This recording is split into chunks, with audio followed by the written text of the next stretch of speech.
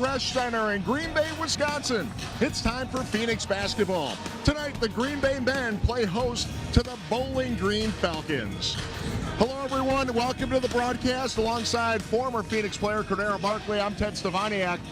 Green Bay comes into this game. They're a young team. They're 5-6 on the season, but they're young and they're in a rebuilding mode right now. Yes, you see a lot of growth from this team, but they're definitely, Coach Darter has his team bought into trusting the process and developing as they head into conference play. Yeah, the Phoenix get a big boost tonight. Sandy Cohen joins the team for the first time this season. Yeah, the Marquette transfer had to sit out over 400 days. We'll spend some time probably knocking off a little rust, but we'll be able to contribute and add some versatility to this team. Green Bay does have a couple of seniors on the roster. Khalil Small has been the guy to lead them so far. Yeah, Khalil Small averaging almost 16 points per game, leads the team in rebounding, and if Sandy Cohen is going to be robbing, Khalil has definitely been Batman to this team. Meanwhile, Bowling Green comes in with a 7-4 record. They're a young team too, and actually they're led by a redshirt freshman, Justin Turner. Yeah, Justin Turner, he's another double-digit scorer, 17 points per game, shoots the ball from three very well, over 45% from three, and he contributes in a variety of other ways for this Bowling Green team. Should be an outstanding ball game. Looking forward to this one. The starting lineup and the tip coming up next. It's Bowling Green and Green Bay. You'll see it on Spectrum Sports.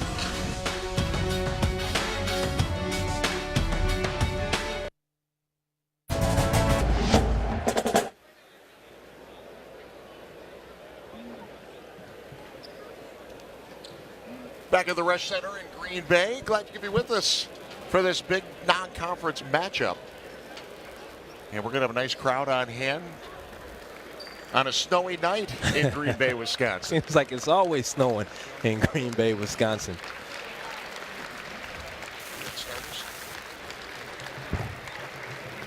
So the starting lineups have been introduced to the crowd, so we'll take a look at them as well. We'll start. You know, we talked about Turner and Small, but you get a look at both lineups here. For the Falcons, DiMaggio Wiggins, Roderick Caldwell, Dylan Fry, Justin Turner, and Jeffrey Jew.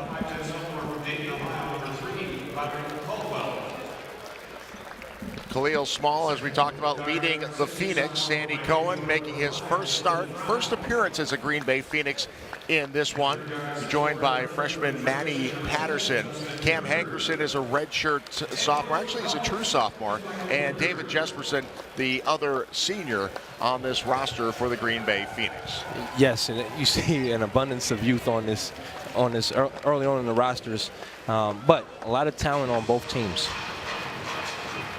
So the lights have dimmed, and they will introduce the starting lineups to the crowd. We take a look at this game a little bit closer, CB, and you know, both teams are very, very young in this. Both rosters are very young, but Green Bay beat Bowling Green last year. It was a pretty close game, especially in the first half. It was a one-point game, but Green Bay really started to explode in the second half. Yeah, I mean, yeah, it was definitely a good win for the Phoenix. Obviously on the road, able to go and capture a win, but completely different. This team, the Phoenix, lost a couple of key players, two starters basically to the transfer. Trevor Anderson going to Wisconsin, and Karen Cantor graduate transfer to Xavier. So again, totally different look this year, and I think Bowling Green is looking for some revenge on the road.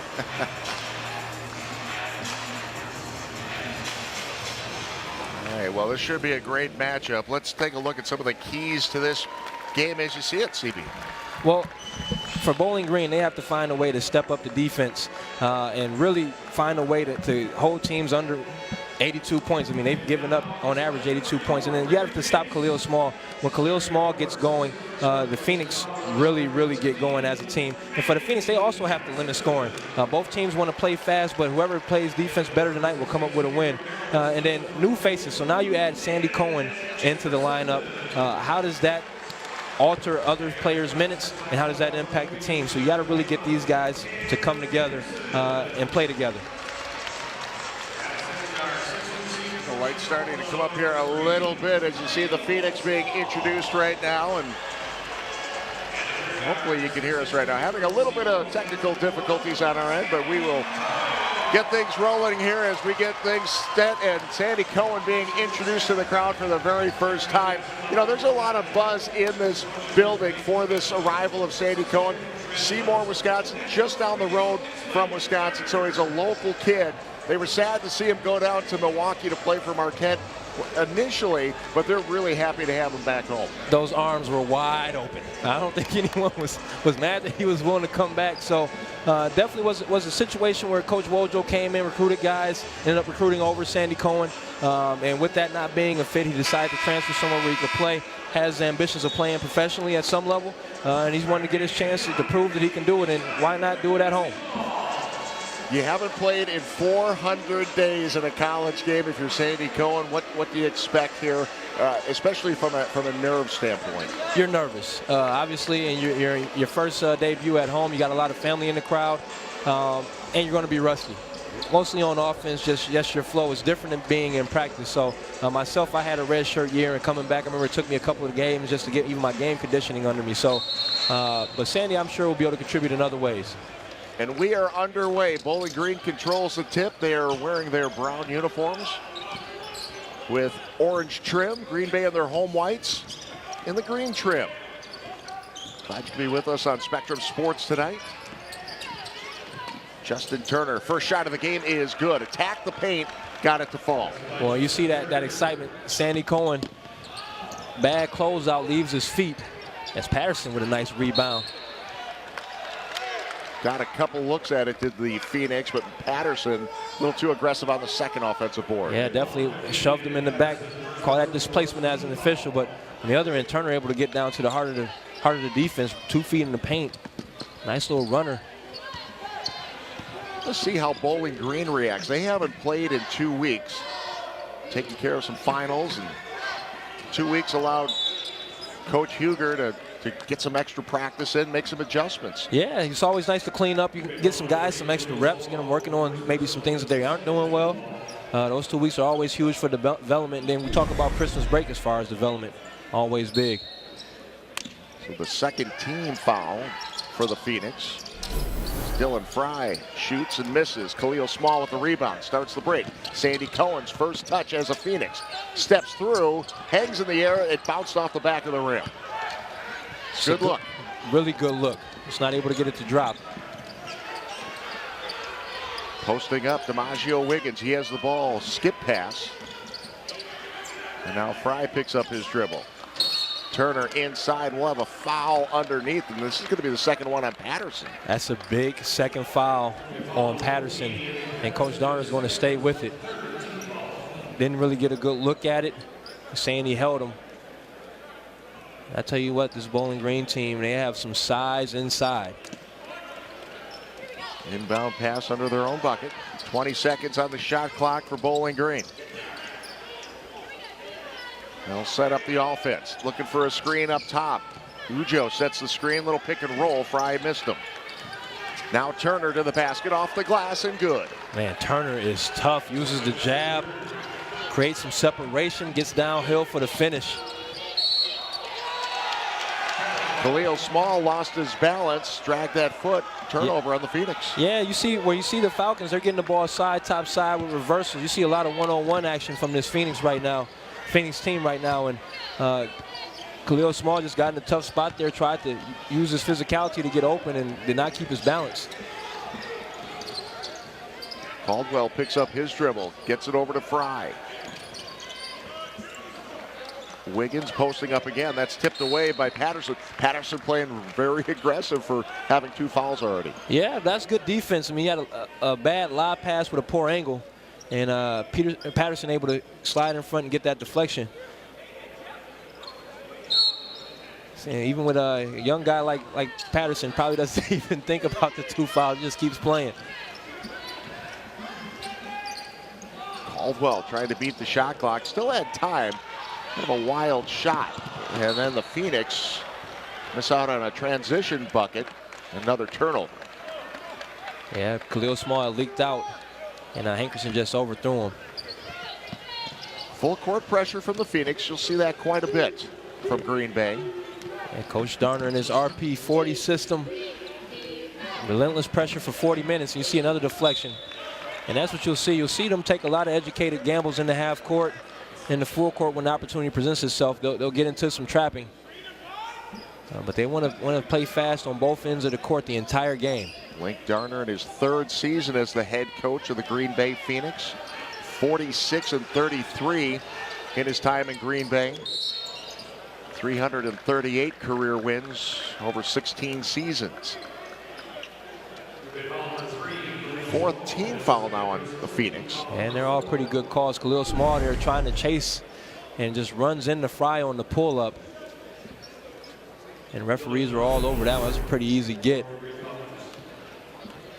So Dylan Fry at the free throw line. 77% free throw shooter. First shots off the back of the iron.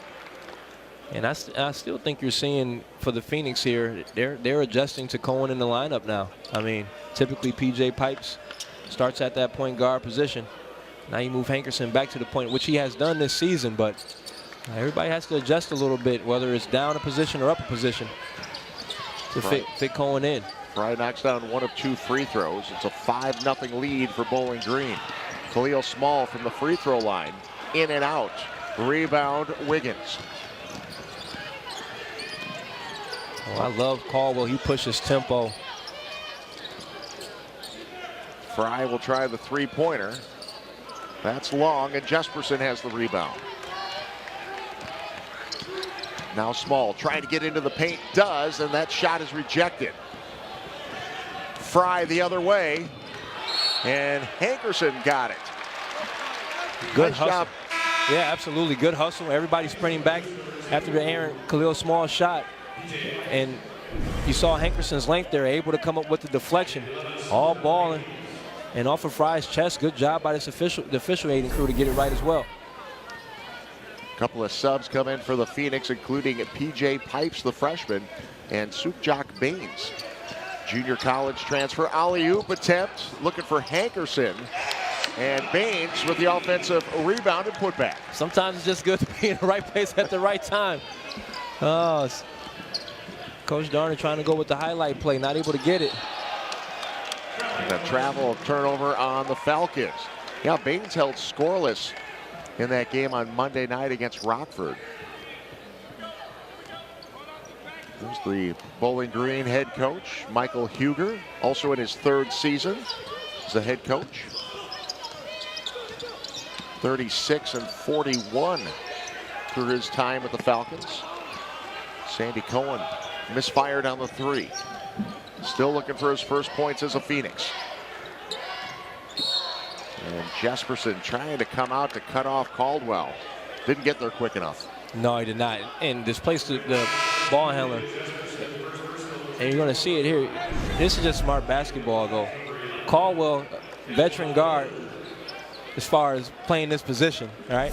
Knows that Jesperson is not set, runs into him, draws the contact, picks up the foul. And I tell you what, it's 5-0, less than 4 minutes into this game on the foul. And I'll be curious to see if the referees try to even this thing out. Caldwell knocks down the 2. It's a 7-2 lead for the visitors. A lot of turnovers so far for the Phoenix. Pipes over to Baines, back to Pipes, gets a good look at a 3. That 2 is in and out. Lid on the basket for the Phoenix. Yeah, a couple of shots halfway down and out.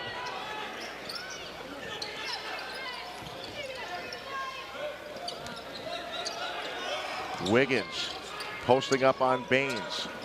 Little give and go. And Jesperson disrupted that shot. That's a good, nice action as far as the give and go. Pipes is fouled by Wiggins. We got a couple of free throws coming up.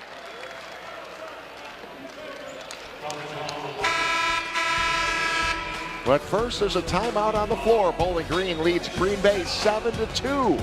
This is Spectrum Sports.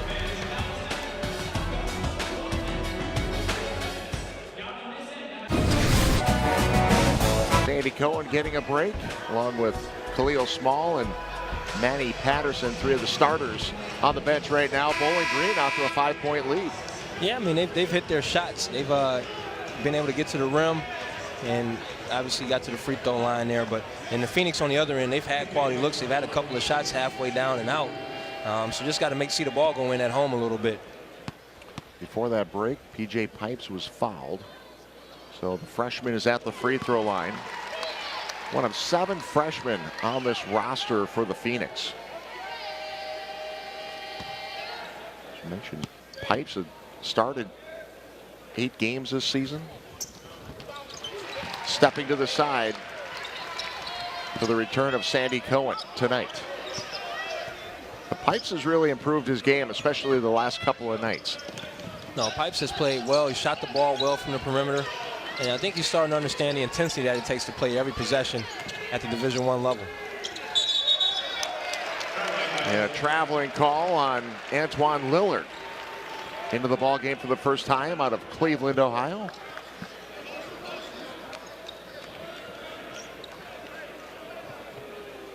Lillard's only played a couple of games this season.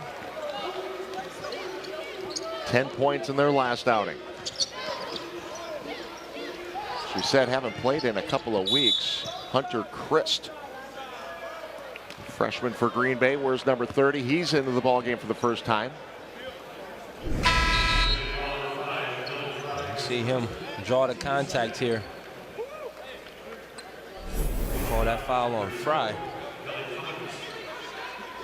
Nelly Cummings into the game for the first time for Bowling Green as Pipes takes the inbound pass and knocks down the short jumper on the baseline. We talk about special teams for this team in particular. When they can get their special teams, a baseline of bounds, sideline of bounds, when they can score out of those, typically that's a good omen for the rest of the game. Pipes comes off the bench, gets 4 points, and it's now a 1-point contest.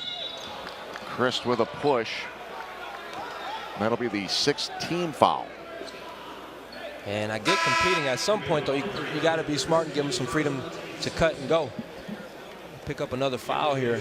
Yeah, one away from the bonus with 14:37 left in the game. And you'll hear at some point this broadcast, you'll hear my we need to move to FIBA rules. It's leaking out a little bit from you right now. Once we get into the free throws, I think I'll end up chiming in. Lillard inside, nice dish to Ujo. And Ujo has the bucket to make it a 9-6 game. Yeah, Ujo able to collect that and finish, and Lillard with a nice dime in traffic. And that's what they do. Again, averaging over 81 points per game is Bowling Green team. They can score it. Trevian Bell rejected from the short corner. And now a quick shot from the Falcons. And it's Hankerson that ends up with the rebound. Both teams doing a nice job in transition defense tonight. Both teams are getting back and getting set, giving themselves a chance to defend in the half court.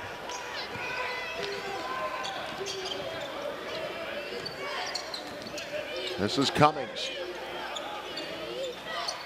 And Daquan Plowden with his first shot of the game. That was off the mark as well.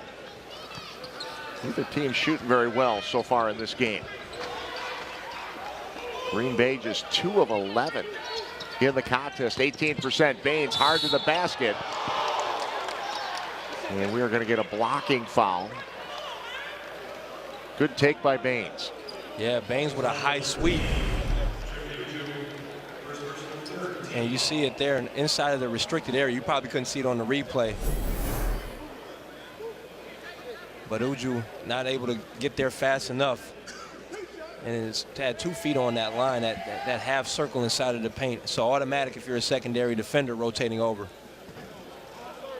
So Sukjak Baines at the free throw line.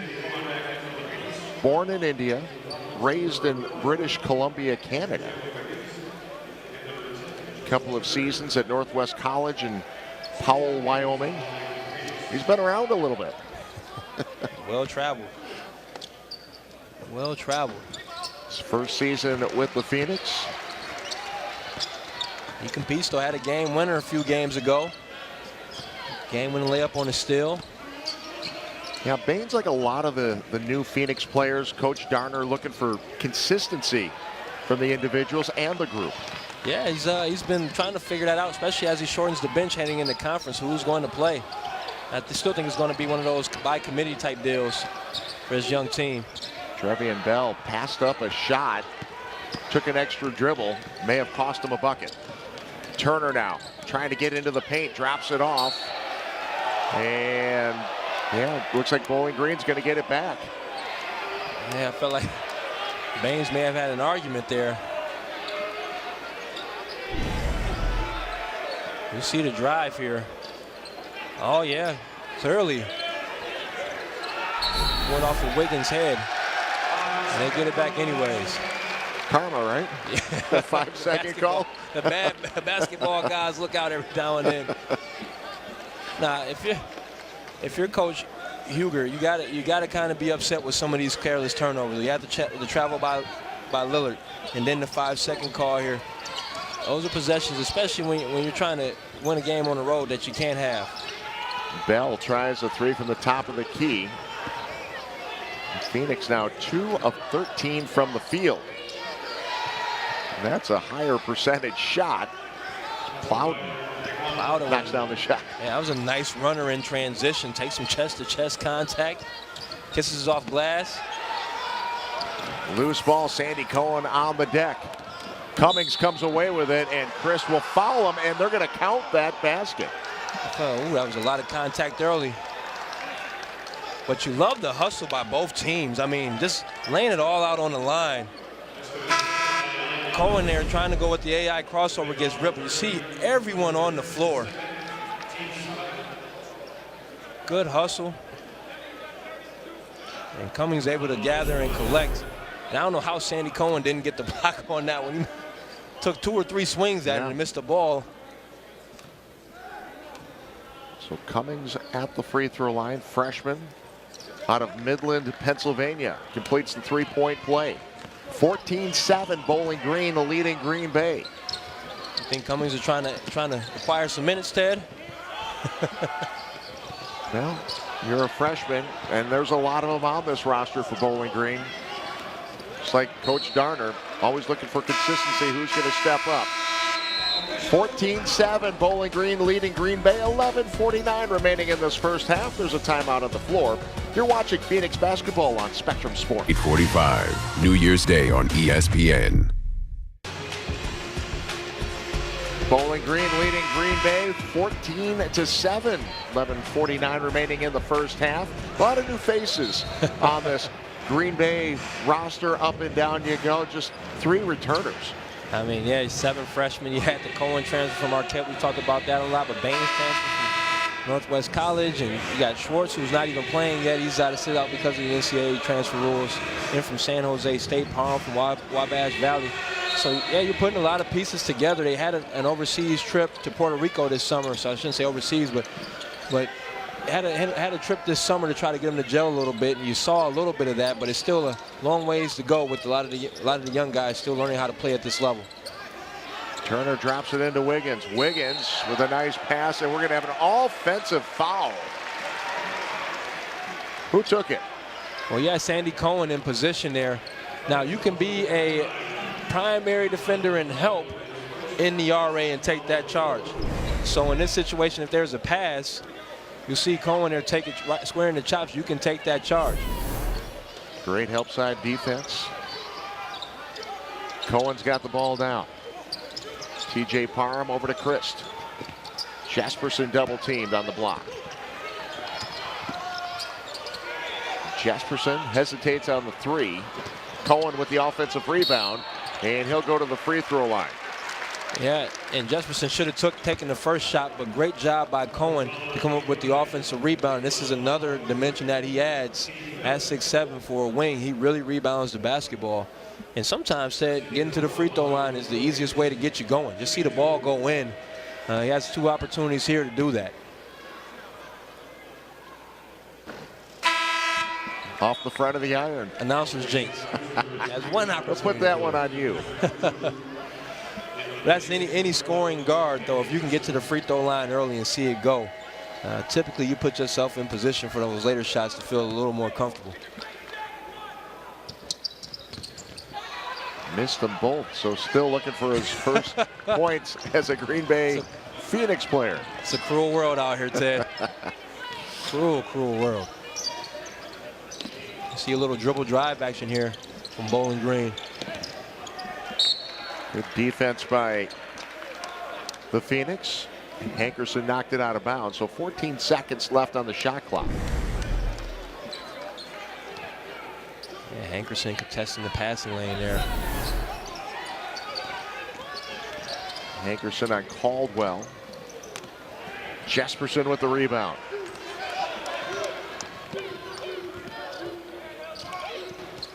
Phoenix trying to get something going on offense. Cohen to Parham. And then we're going to get a foul away from the ball. I think this was guys going after the rebound. Yeah, but you had Oju try to clear out Baines with his off arm. And the referees got it on the baseline there. It was great effort from Baines. Cohen to inbound. Parham lost his balance, but got it to Baines in time. The lanes closed down quickly against this Falcon defense. Jesperson another three. Phoenix now 0 for 8 from the three-point line tonight. 2 of 17 from the field. Yeah, it's been tough sledding offensively for this Phoenix team, and the fact that they're still in this game lets you know that they're playing some type of defense on the other end. I mean, yeah, 2 of 17 to start at home is not ideal. Bowling Green with 5 turnovers in this contest. Green Bay's got 4.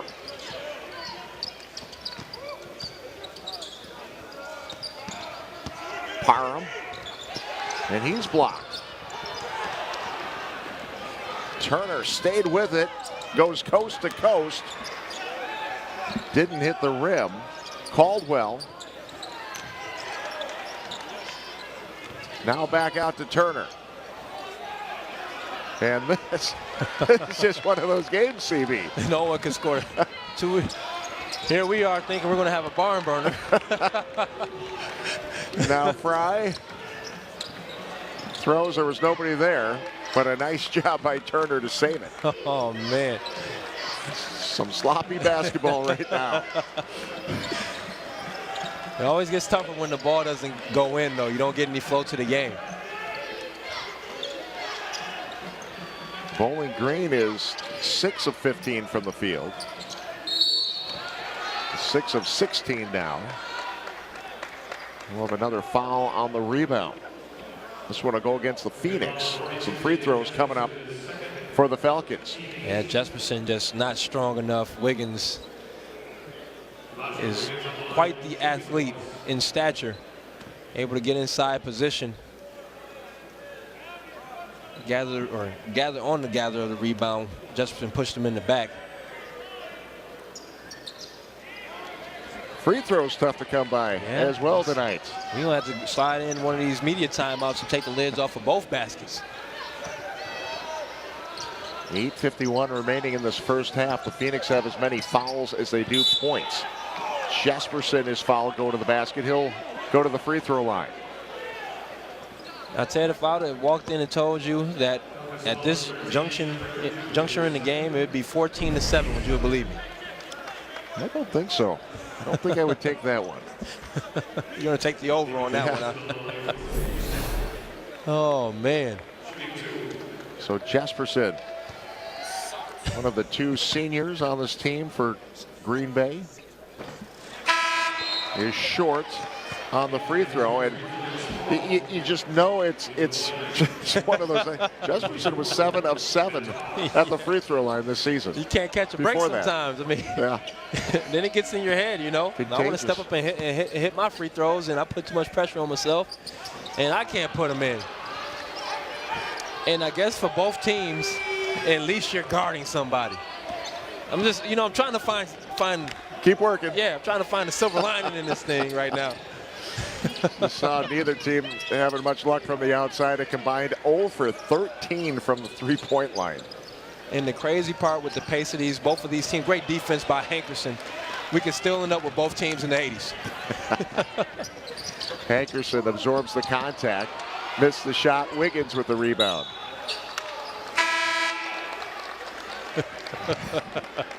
Feels like Dick Bennett ball back in the early 90s. Them 40 to 36 point games, you know? Not as many fouls, though. Not as many fouls. So pack line defense. Yeah. Movers and blockers. Will Chevalier checks in for the first time for the Phoenix. A freshman out of Kimberly, Wisconsin. He's a three-point shooter. Might be able to break this offer for both teams. Hankerson gets a good look at a three, and there we go. The crowd loves it. Oh, yeah, they're happy to see one go in. And Hankerson would be subbed out of the game if he played for the former Louisville coach, Rick Pitino. Steps on the line. Yeah. Worst shot in basketball, we say, right? Just go ahead and step back and make that a three. Yeah, they counted it as a 2. But we'll take the points. And that'll get both teams going a little bit here. Justin Turner with the bucket. Sometimes you just got to see one go. Turner opened up the game with a shot that went, and that's just his second basket of the game. Khalil Small, terrific offensive rebound. It's a good call. Bowling Green's bench doesn't like it. Khalil Small with a great rebound, one, but no verticality on the defender. Did a great job going up to grab that one at 17-9. Bowling Green leading Green Bay. 7:05 remaining in the first half. This is Phoenix basketball on Spectrum Sports. Or remains the same. The officials got together, looked at the replay on that last Cam Hankerson jump shot. He had his toe on the line, so they correctly called it a 2. Yeah, I mean, that's a one, especially right now at this point in the game where you need all the points you can. Would have got you to double digits if you're behind the line. But either way, Khalil Small does a tremendous job to get an offensive rebound before the break. Now he's at the line. Small out of Chicago. Senior leader on this team. Career high 29 points against Rockford on Monday. I'm talking about he was white hot. 5 3-pointers in that game. At 21 at halftime. Yeah. So with those free throws, the Phoenix are into double digits, 17-11. 7 minutes to play in this first half. Falcons going back to work. Caldwell trying to take the screen, looking for a little pick and roll action with Lillard. They're actually trying to get some pick and pop. They actually cleared the other. Oh, nice crossover. Cleared the whole side of the court. Lillard from the elbow, a long rebound. And Matt Fox came up with the rebound. Fry missed the 3. Here come the Phoenix. Cohen. Drag step, and there's his first points as a member of the Green Bay Phoenix. Yeah, he was trying to figure out if he wanted to get into his Euro step. He was able to use that length and athleticism to finish. And again, in transition, he's always been able to do that. He did that in high school, so some added scoring to this Phoenix roster. Spin move, pretty finish by Justin Turner. Talking about skill and athleticism. Cohen missed the 3. Caldwell with the rebound. Fry wide open in the corner. Small with the rebound. Kind of a wild shot by Small, but he stays with it. Knocks it down. And we'll get a timeout on the floor. Coach Darner wants to regroup here with now just trailing by 4. Yeah, I think he wants to get them back focused here and set the plan for the last 5 minutes of this half. But you love the Phoenix getting out in transition and attacking Khalil Small. You see a replay here. He tries the Euro step, but so quick off of the floor. One of the better offensive rebounding guards in the Horizon League. Once he gets it, he's a bull. He's as strong as they come. And if you're Coach Huger, you're trying to tell your team, hey, we got to weather this storm here, not settle for quick shots, and get back to what we do to push the lead. More reverse. See on the screen there, and that's something that the Khalil Small has been able to do, gather the team together with these young freshmen and sophomores. But Sandy Cohen, again, a couple of years at Marquette. He's got that experience. He's helping out Khalil, pulling those guys together and kind of regrouping on the floor as a team. And I'm sure Khalil's more of a lead by example guy more than a hoorah guy. So Sandy will be able to help him out with that. Playing above the rim, Cohen challenged Lillard. Now Pipes to Hankerson. Small through the legs. The other way. Look what I found. Khalil Small with the space, and added to my mixtape, Coach. Caldwell, and that was blocked by Small. Great patience by Small in that last offensive set. Absolutely. Well, he realized he had the space, so he was able to take advantage of that high. You'll see it here in the high post. You got shooters all around you, and just able to blow by Fox and finish. And I like Caldwell comes right back before the Phoenix gets their defense set, gets downhill, draws the contact. Now he's at the line. Now we will throw out a fashion little hint: black shoes, white socks for Caldwell. All right. Talk to him about this after the game, especially with the brown uni. There you go. All right, look good at the free throw line, though. Looking good. PG-13's got the Paul Georges on. 21-17, under 5 to play in the first half. Bell lost the handle, turnover Phoenix. 5th turnover in the game for Green Bay. And Bell not realizing how many other bodies were around him. He just needed to take an extra half a second, let the defense clear before he got into that move. Caldwell across the timeline, guarded by Pipes, gives it up to Fry.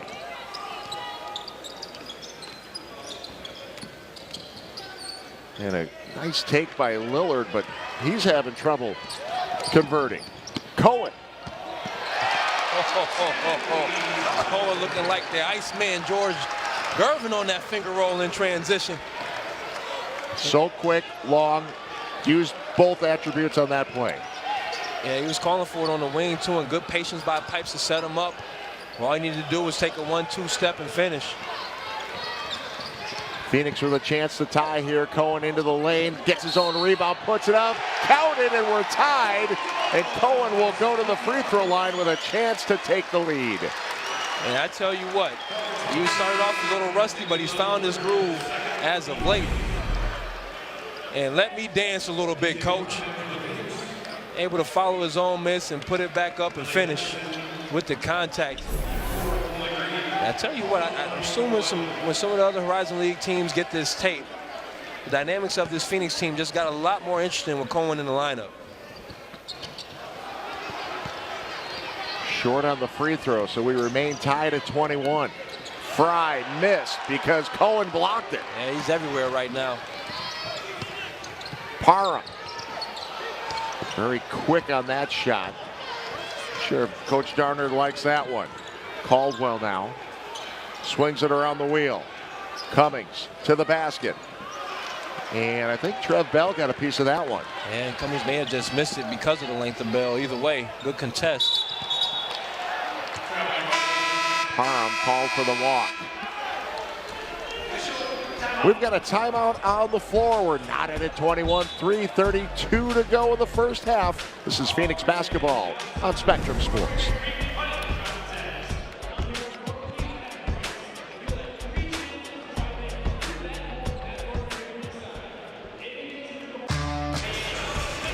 You see the young lady in the middle there in the gray hoodie, Batisha Heidemann, Marquette superstar.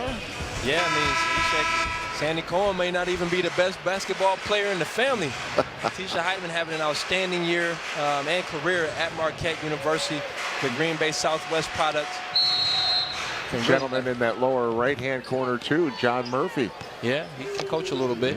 He's got a few wins on his resume. The head coach at Seymour High School, Sandy's former high school. They won a few games together. I had the pleasure of playing against Coach Murphy's team up at State my senior year. I don't know if he would consider that game a pleasure. I don't think so. I There he is. I wasn't going to chime in. I bought in the gold ball. Coach Murphy, I appreciate you. impacted my life as a young man. The Cellar Ball Club, they did get the gold ball the next season, though. So they did return and were triumphant, but just not versus me. 3 minutes, 3 minutes remaining in this game. Or excuse me, in the first half, I should say. Baines working against Fry, kicks it out to Parham. Parham looking for a three, and they knock it down. First three of the game for the Phoenix, who are now 1 of 11 from that three-point line. Well, Parham has the ability to do that off the dribble and especially off of the catch and shoot. If you give him space, he has range to the NBA three-point line. Caldwell to Cummings. Two-man game up top. 10 on the shot clock. Nowhere for Caldwell to go. Fox with the miss. Parham on the rebound.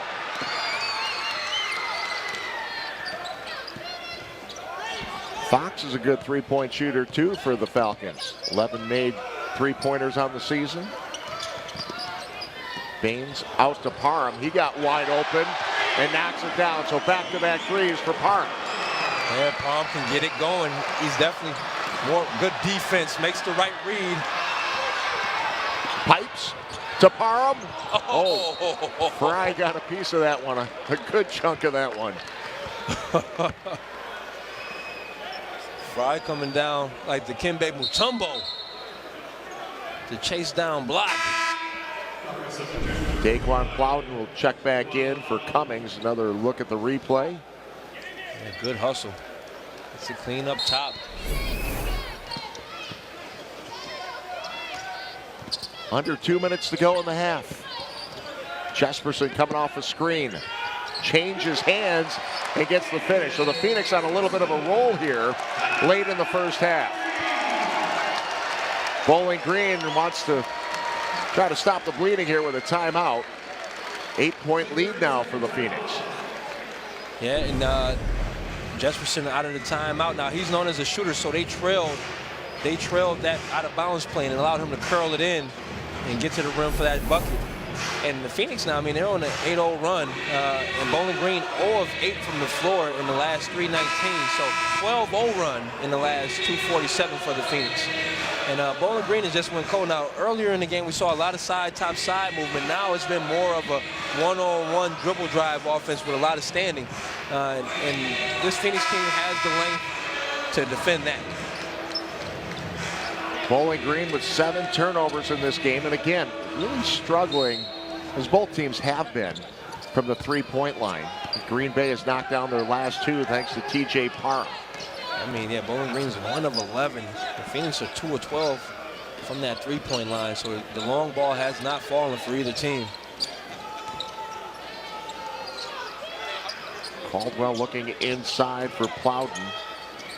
And Caldwell somehow gets that shot away. Pipes will push and attack the basket. Baines stayed with it, got the offensive rebound. And we'll say a jump ball.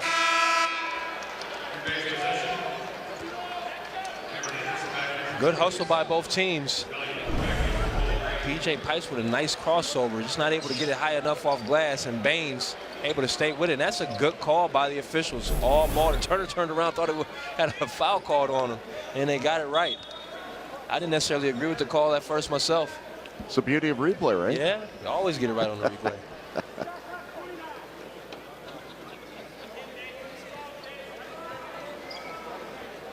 We'll make an adjustment to the clock. So 1:10 remaining. 29 seconds on the shot clock. Jesperson. Back out to Pipes.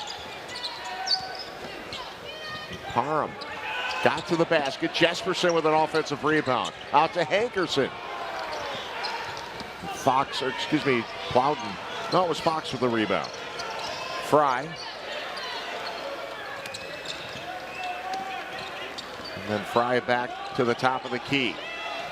Guarded by Baines. Not as much movement right now by Bowling Green. A lot of one-on-one and standing. Fry with a three-pointer, nothing but net for Dylan Fry. And I feel like Baines had an overhelp on that play, but good drive and kick. As Fry able to put it in. Assisted by Cummings. First made three-pointer of the game for Dylan Fry. 28th made three-pointer of the season. Good shooter. Jesperson. And that'll bounce over the backboard with 1 second remaining in the half. And what you don't want to do here is foul. And if you're Bowling Green, you want to try to get something running towards the opposite basket. You get 1 dribble. And you got to get a shot off. Fox will inbound for the Falcons. Full court pressure by Green Bay. They go deep. Jesperson with the steal, and that's the way the first half will come to an end. It's Green Bay leading Bowling Green 29-24. Sandy Cohen making his return to Green Bay, his first points as a Phoenix. You're watching Phoenix basketball on Spectrum Sports.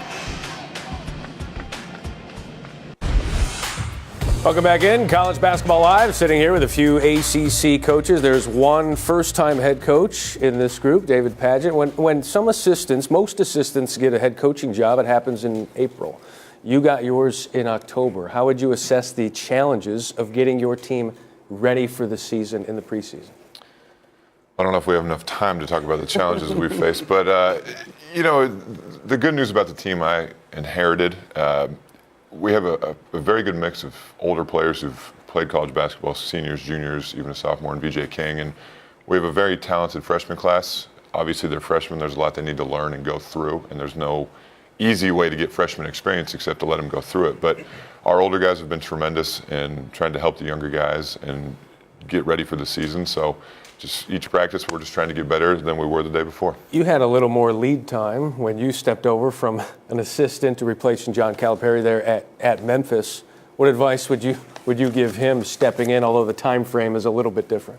No, Dave is going to do a great job, and he's a basketball guy, and his dad was a really good coach as well too, and so he's going to do great. And you know, they're good. Their team's really good, and you know, following, you know, with Coach Pitino, and you know, when I took over at Memphis following Coach Calipari, it's just they're hard to do because you know the success that you're following in both guys. So you just do the best you can. It was a primary head coaching job there at Memphis. You're just getting started. Mike, reflect on what it was. You're at the pinnacle now, the coaching in the ACC.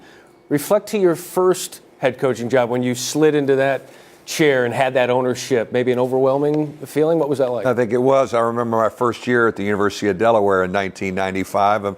I wasn't very trusting of delegating. I tried to do everything and a little too much. I've learned to delegate more. But I think the biggest thing is you try to be yourself. You know, you've worked for a guy, you've been with a head coach.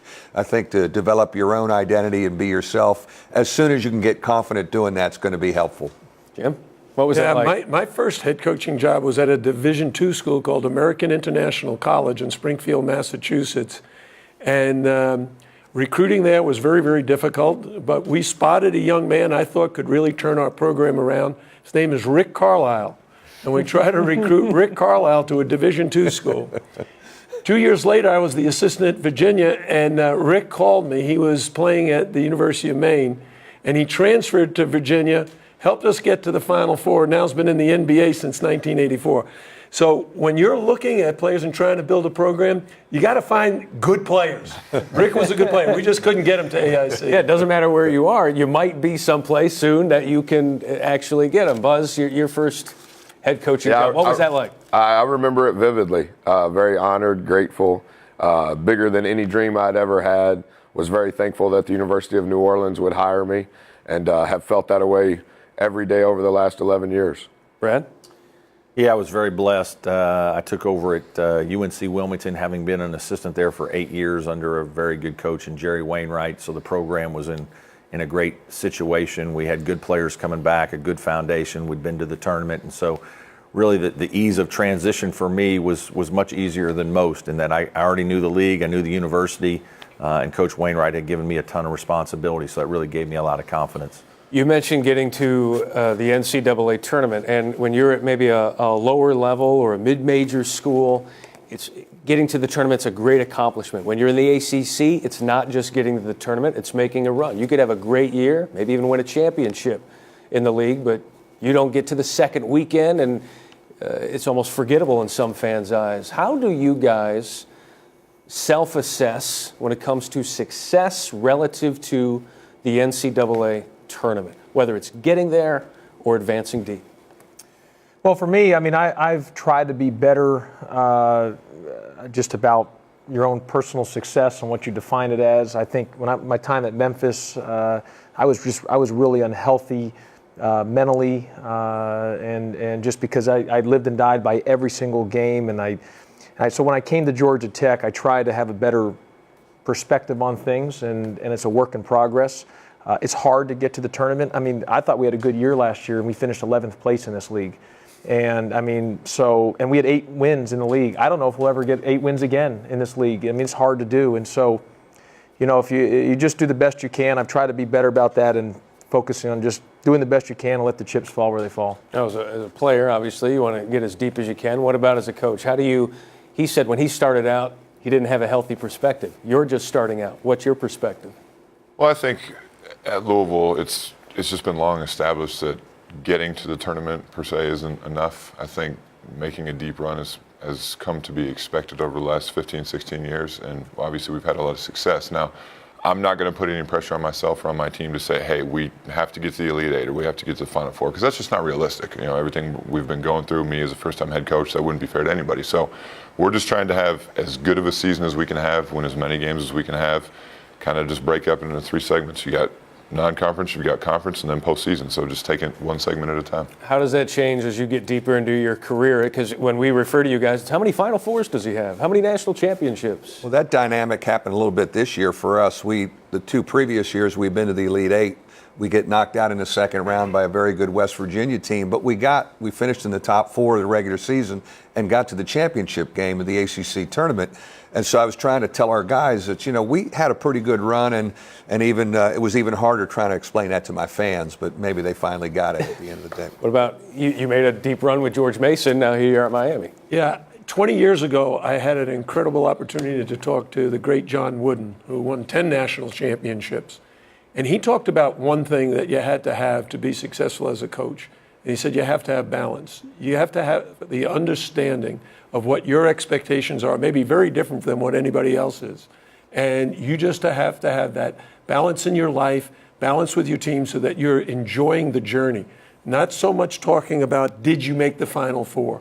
So, and that's the way we've tried to approach it. We just want to be the best we can be every season we're competing. Last thing, Buzz, it's validation though, right? I mean, NCAA tournament, that's a thing you can sink your teeth into. I think it just depends on what validation and who you're wanting the validation from. Not trying to be holier than thou. I like playing in the NCAA tournament because that means I have an extended period of time with our players each day. And so whether we win, whether we get there, I think that's for other people to judge. I think my responsibility as a leader is to help them grow to be the best people they can be, and if that means we play a couple extra games, maybe that time period helps them even more. And Brad, you've had a taste of it there, Clement. Yeah, we haven't been in a while, and certainly something that we want to get back to. You know, we talk a lot about, you know, playing in March with a chance to advance. That's kind of a phrase we use to kind of keep our momentum going, and I think it's something that you put the NCAA tournament out there. It's not as easy at some programs. It's more of a challenge, and certainly you analyze each team and just try to get better working on that with that thought in mind for us. Okay. Good perspective, guys. We'll wrap it up when we return. These guys have left quite a mark on their teams. What about the digital footprint? Social media. Get into that for a few minutes, guys.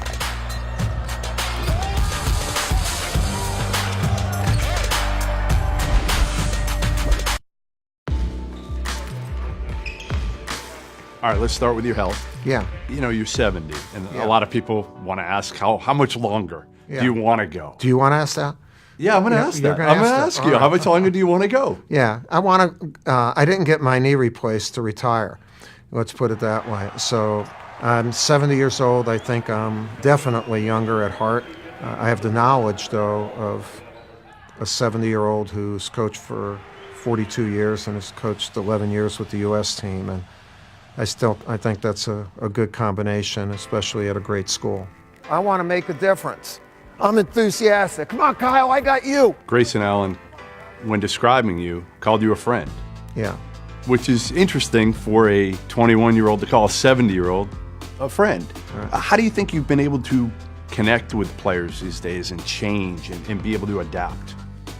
Well, I think it's up to the teacher to adapt so that his or her teachings are accepted easier by their pupils.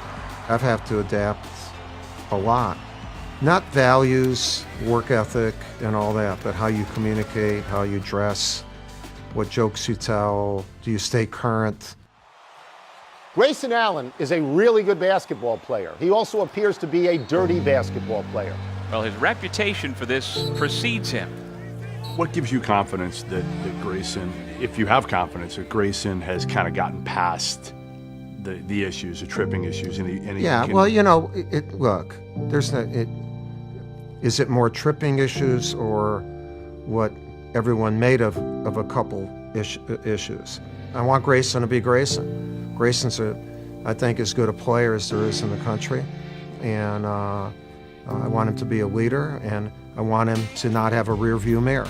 How much did you worry about him last year, though, because of all the public outcry and the attention that he got? How much were you worried that he'd be able to handle it all? You would have thought that there was a capital offense that had occurred. That's the attention, I think, that our program brings, the scrutiny, and you know, you have to learn to live under that microscope.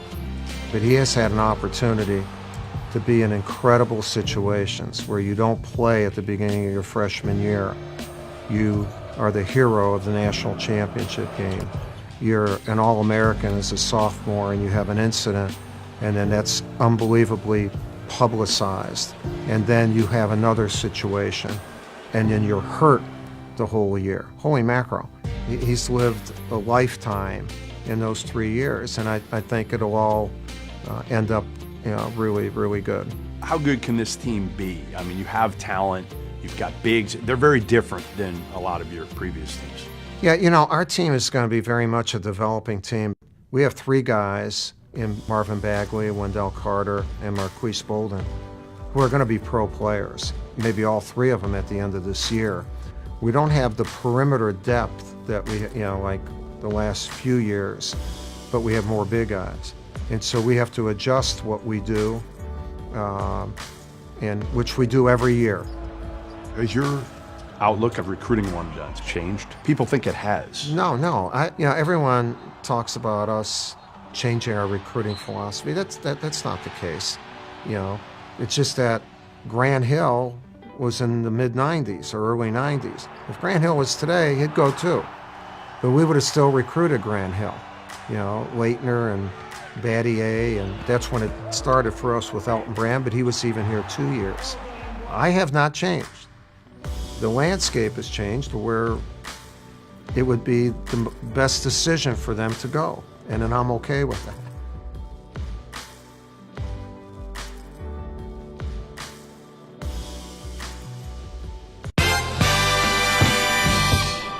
Now, JR, everyone knows why you're called X Factor. Yeah, well, I'm predictable. But not everyone knows why you're called JR. Stands for Junior. Jump Shot Ron. No. Oh, I'm sorry, Jump Shot Ronald. Stands for Junior. Really? It's Junior. I mean, I get it, but you don't want to jazz that up? No. Something more fun? All right, guess it's Junior.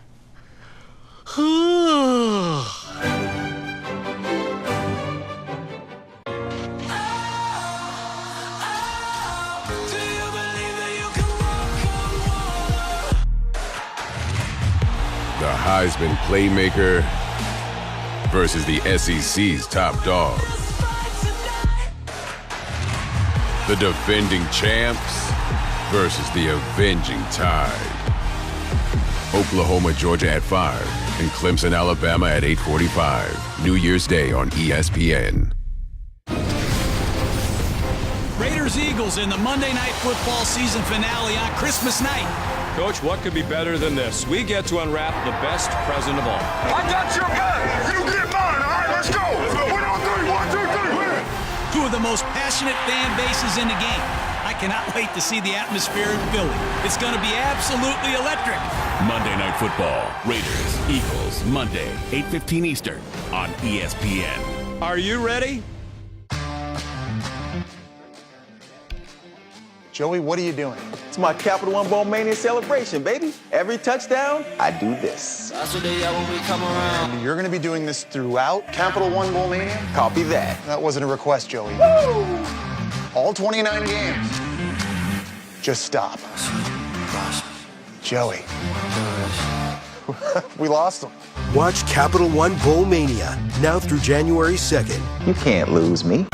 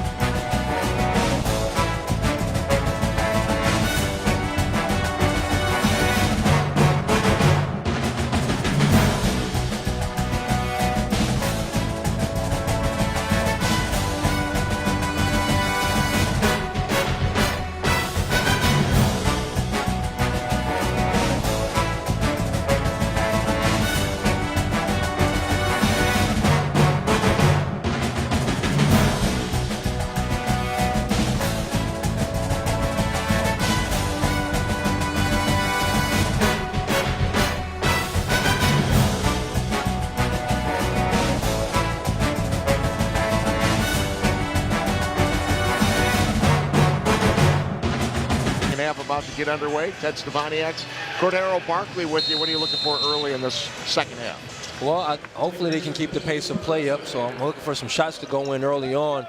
And Bowling Green's got to find a way to get some easy ones, and the Phoenix need to continue to defend. Caldwell guarded by Small. Work inside to Wiggins, and that's an easy bucket for DiMaggio Wiggins. And that's a nice out-of-break look for the Falcons. The Wiggins on the post, that was something that was open very early in this game as Wiggins gets another crack at it. Patterson with the rebound. They didn't go to him in the first half. No, they didn't. I mean, he drew the 2 early fouls on Patterson, and he never got a look.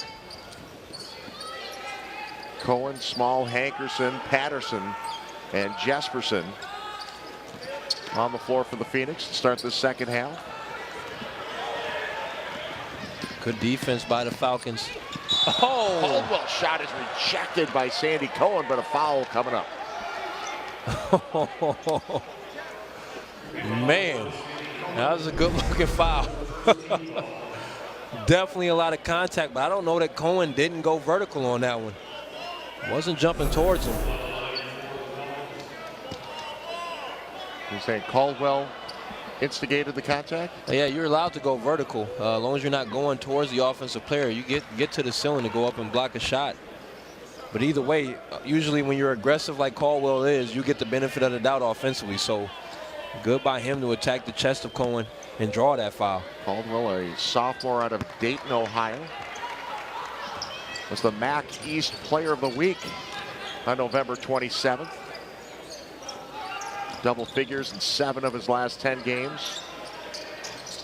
Jesperson tries to answer Patterson. Had his shot blocked.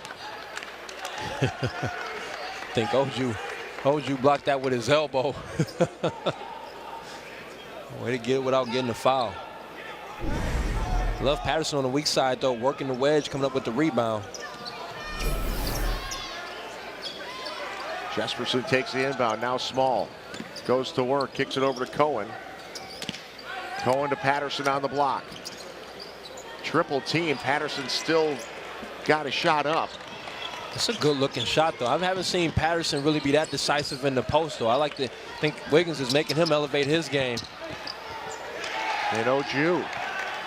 And the Phoenix are trying to double team this post, but no one's rotating over from the weak side. And that's like the second or third time the Falcons have gotten that look, the high post dive. Jesperson over to Hankerson. Small does a good job to keep possession for the Phoenix. Yeah, Hankerson got away with one there. And then gets the 2. Yeah, good decision there.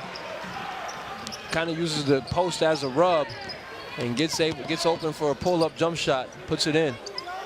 For the lead, Fry in the corner. No, Wiggins with the rebound.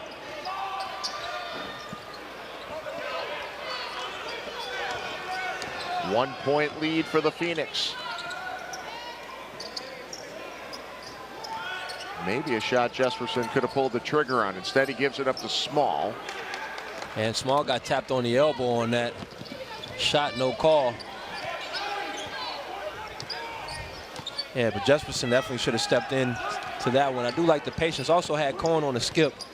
You see now both teams are settling in, and now you kind of get a feel for how this game should have looked the first couple of minutes. Well, first 12 minutes of the first half. I wouldn't say the first couple. Post touch for Wiggins that time. Tried the skip pass.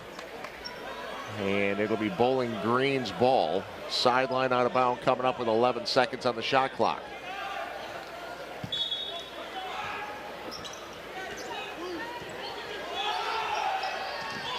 Double screen coming up for Caldwell. Trying to get him a look, and you can see why. And well, I tell you, that shot is silky smooth. Cohen tries to answer now to the paint. Jesperson, there's a low pass, didn't handle it very well. Oju back over to Caldwell. Now Fry inside. And Oju looking for a basket. Was short. Good defense by Patterson. Jesperson, no hesitation on that 3, and knocks it down. Yeah, and if you have a late closeout on Jesperson, he's going to punish you. So he can shoot the 3. And I love the attack mentality of Khalil Small. Getting to the paint, spinning, finding his open teammate for the shot.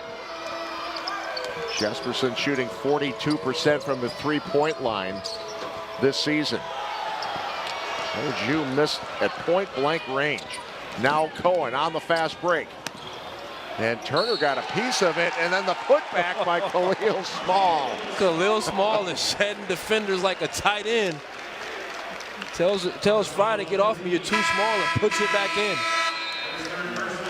There's a timeout on the floor with the Phoenix leading by 3. Khalil Small staying with it and putting it home. You're watching Phoenix basketball on Spectrum Sports. Close game here at the Resch Center in Green Bay tonight. And we got some Purple Aces on the crowd. AAU pro team, and got an Oneida program in here. Checking out obviously they were part of the halftime and the pregame ceremonies. And absolutely great to see everybody here tonight. 3-point game, and Khalil Small going to the free throw line.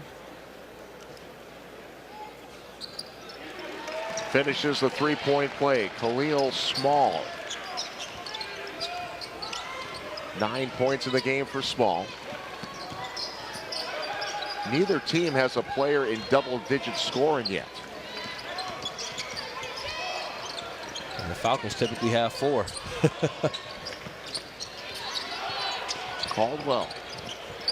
The 3, offensive rebound by Plowden. He gets the putback. I tell you what, that's nice extension on that jump hook finish in traffic. You don't see that anymore, Ted. I like that. It's a nice offensive rebound and using that length to get that shot off. Freshman out of Philadelphia. Staying with it. Small. Challenged by Turner. But Khalil excited about that 3. Been working on that one. That's one of those walk-in 3s where you kind of bait the defender that you're not going to shoot it. Then later on in your step, you get it off. And able to put that in. He's been hitting that pretty consistently. Well, 46% on the season coming into the game from the 3-point line. Well, the unique piece is he shot it well his sophomore season. Did not shoot it as well last year. Now he's back over 40%.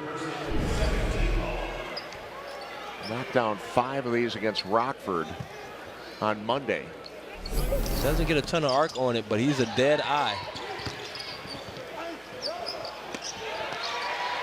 Good defense by the Phoenix, playing straight up on that. And Wiggins tried to force that.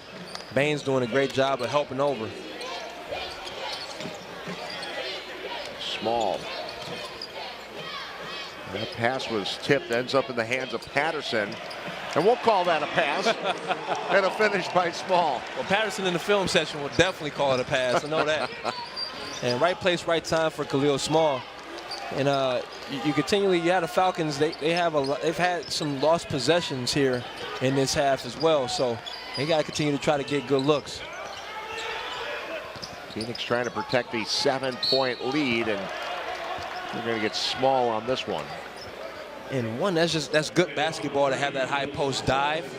But two, they must have saw something on tape, because they've gotten the Phoenix. Now this is the 4th time that they've gotten this look versus this Phoenix team. We call that the buddy system. We always chin and check on the post catch, look for our buddy if we don't have our quick move. And Wiggins with a nice drop off. Daquan Plowden, as we said, a freshman out of Philadelphia. Didn't score in the last game. Last game for Bowling Green, they lost to Old Dominion back in December 9th, a couple weeks ago. Did have a 10-point game against USC upstate. Again, both teams still trying to figure out how to use their freshmen and how their freshmen can best help their program. I think their freshmen are still trying to figure it out. That's normal. It doesn't matter what school you're at. I don't care which level you're at, D1, D2, D3. Patterson with a grown man move. Yeah, figured it out on that possession. Patterson with his first bucket of the evening, 44-37. Much better flow offensively for both teams in the second half.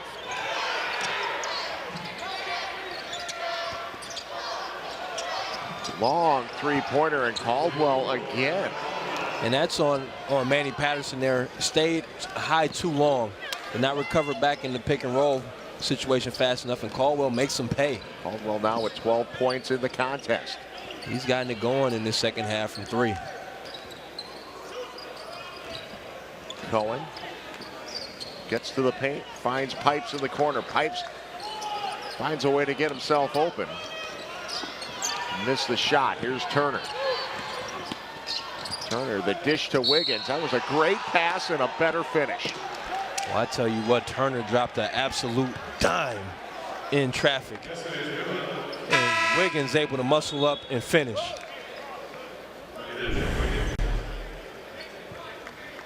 Give me the ball.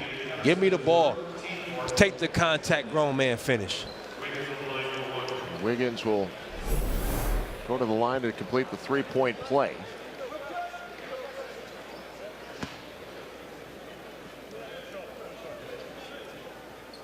A 25-point game against Lake Erie last month. Am I blaming that one on you, announcer's jinx? I just said 25 points. I didn't talk about his free throw shooting. You called him out saying, got a chance to finish a three-point play here.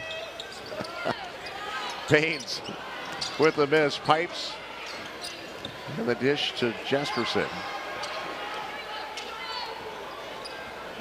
Cohen. And a little bit of a force on that one. Be different if you had made a couple already. No need to force that. Foul coming up on Baines. And I tell you what, man, now Bowling Green chipping away. And both teams have had to do that in this game. Phoenix were down 7 early. Chipped away, took the lead out here, just were up 7. And now Bowling Green with a chance here to tie it up. Announcer's jinx. There it is. Yep. Once again. Yep. Turner, a redshirt freshman out of Detroit, suffered an injury last year, but he was off to a great start as a true freshman. 33 points against Drexel as a true freshman. Was able to maintain a year of eligibility, so he's considered a redshirt freshman this year. I think I had 33 total points my freshman year. Caldwell. It's a nice boxing rebound by Baines. There's Cohen will try to force the issue. Kick it out to Parham. It's a great look, though. Best opportunity to get good three-point looks, Ted. Transition and offensive rebounds. Turner's short. And they're going back to the short arm shooting again. And there's Sandy Cohen. Welcome back to Green Bay. Let me get to the top floor. And Turner tripped over the referee on the other end for the turnover. But Cohen on the dime from Pipes with a big-time two-hand flush. And that is fouled. That has to feel good right there. The crowd loves it. Hometown hero. They love their hometown players in Green Bay. And Sandy Cohen says, hey, everybody, I am back in Green Bay, and I am ready to play for the Phoenix. Let's the go. flush. Throw it up, and I'll go get it. You're watching Spectrum Sports.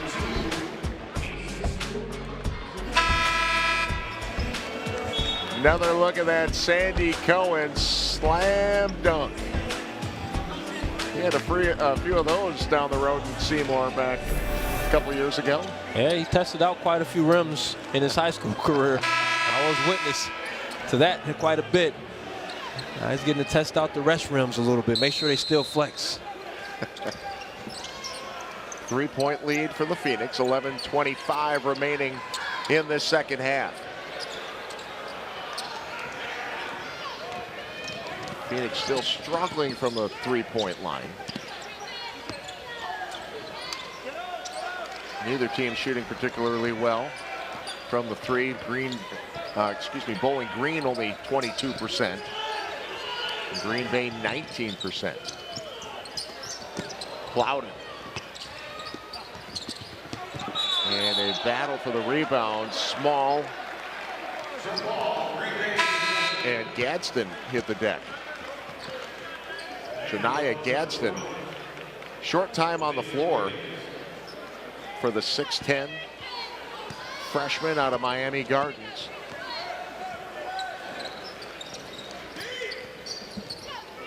Yeah, both teams, like you said, Ted, though, I mean, shooting both basically 31% from the floor. And it has been a struggle offensively, but this has been a fun basketball game in many ways. Both teams competing at a high level. Baines too far under the bucket that time, tried to bring it back. Parham gets a second look at it. Cummings saves it from going out of bounds. Plowden is going to get fouled. Plowden doing a great job of staying with his shot, though. Able to gather that offensive rebound. Pick up the foul, and now you have again a situation where Bowling Green, next foul, they're in the bonus. Seemed to stick with it. Quick off the floor. After the shot, though, Baines relaxed, never boxed him out. Plowden doing a great job with the extra effort. Hankerson had the steal for a moment. Fry did a good job getting it back. Now Wiggins stuck on the block. And they're going to get Jesperson.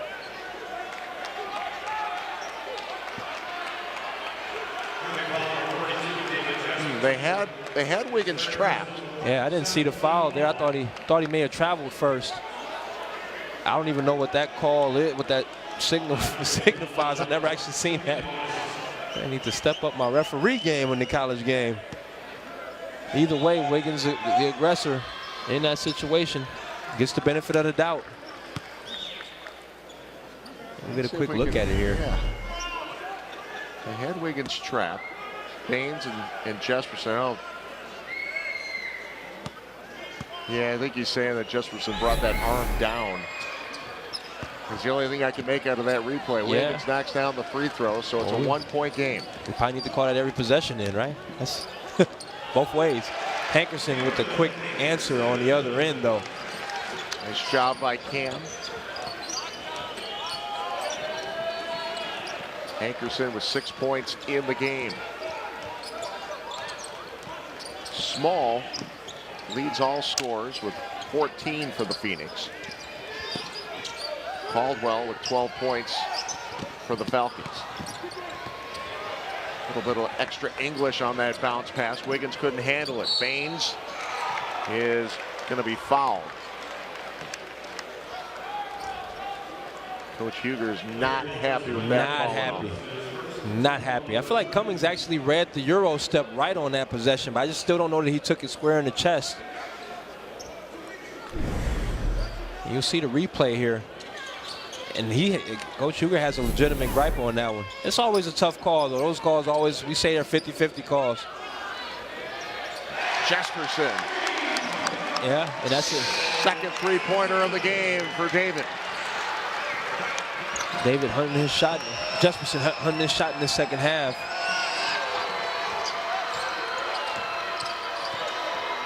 Six-point lead for the Phoenix. Wiggins tries to go over the top. Rebound, Hankerson. He'll push. Coast to coast.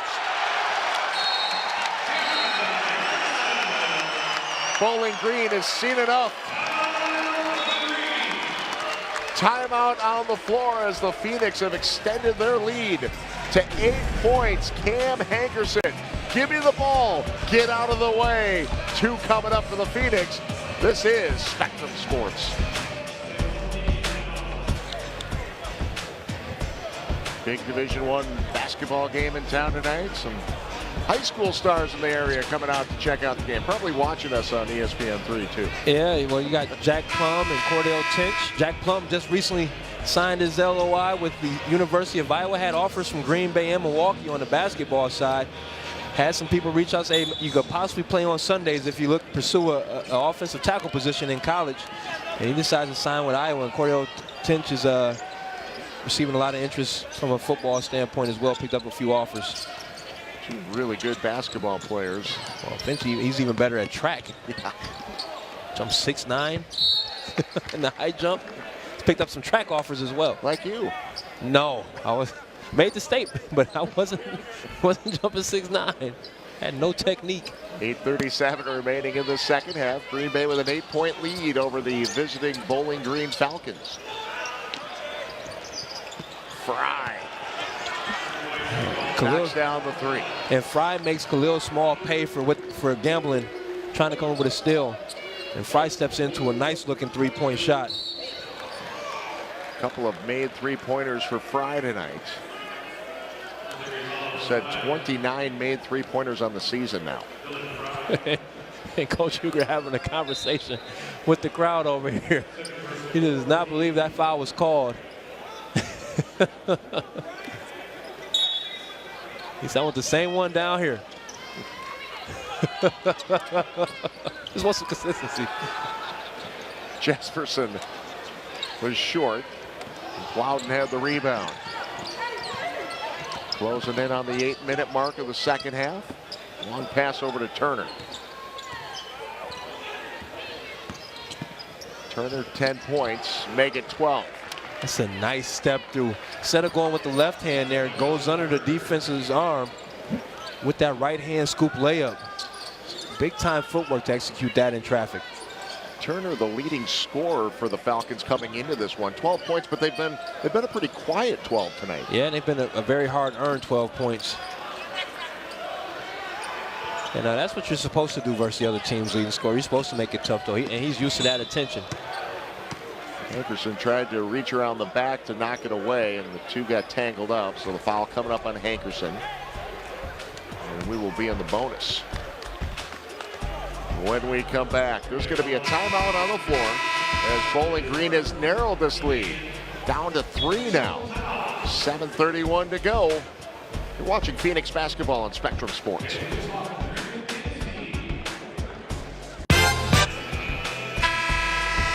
Tune in tomorrow at 7:30 for a huge high school basketball game as the Oshkosh North Spartans take on the Kimberly Papermakers. It's an FBA battle featuring 2 of the top teams in the state. See it right here on Spectrum Sports. That'll be a good one. Some great players in that one as well. Yeah, that'll be a great ball game. If you can get a ticket to that game, it'll be a fun one to watch. Don't need a ticket. You got it right here on Spectrum. Well, you don't. You don't. Just saying, if you're a student of the high school, you can make it to the game. It's fun to be there, isn't it? If you pay for a cable bill, hang out, avoid the snow. And you pointed out rotation-wise, Yeah. if Jesperson gets to the rack, he just has to shoot that basketball. He has to put that up, give himself a chance. But you've already kind of see who's been displaced in the lineup for the Phoenix with the addition of Cohen in these extra minutes. Now, I will say, in this game, quick athletic guards for Chris. It's kind of a tougher matchup for him at this point in his career. But he's used to playing more minutes than he's currently playing. That's the adjustment, man. You can't let that affect your confidence as a freshman either. Hunter's dad in town for the holidays. Saw him before the game. Good families around the program. Jesperson trying to leak out. That was broken up. Back and forth we go for the tie. Fry. And Hankerson with the rebound. Well, you had a 3-on-1 and you pulled up for a 3 in transition. Small says, you know, let's slow things down just a little bit here. Baines coming up on 10 seconds on the shot clock. Small says that's enough. Off the back of the iron. Caldwell guarded by Jesperson. Step back for Caldwell. Nice looking shot. Rebound Cohen. That was a nice looking shot. Created a lot of separation with that snatch back. Hankerson. He tried to spin in a step back. And Fry ends the drought for both teams. That was a nice finish by Fry. Able to take the contact. 1 point game. Small looking for an opening. And Khalil Small passed up a catch and shoot 15-footer. Turner. The bucket that'll give them the lead, and Turner will go to the free throw line to add to it. And Turner able to hustle down that missed shot of Fry's. Take the contact. I don't know if Cohen, they called it on Cohen or Hankerson, but flex the muscle, big fella. Rightfully so. PJ Pipes will come back in for the Phoenix. Give Hankerson a break. Justin Turner started every game this season, leading the team with 17 points a game. But multiple 20-plus games this season as well. Turner up to 15 points tonight. And a foul now on Turner. Bowling Green thought maybe there was a travel. Yeah, definitely thought there could have been a travel call, but you had the foul called first. I think the official in the C position here had an open hand and up, so he had to travel, but you had the foul on the baseline and superseded that. Green Bay trailing by 2, inbounds under their own bucket. Sandy Cohen back into Small, and Turner will foul Small again on the block. Second foul on Turner.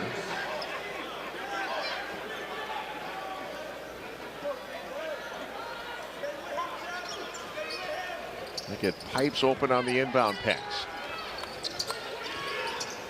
Pipes trying to direct traffic.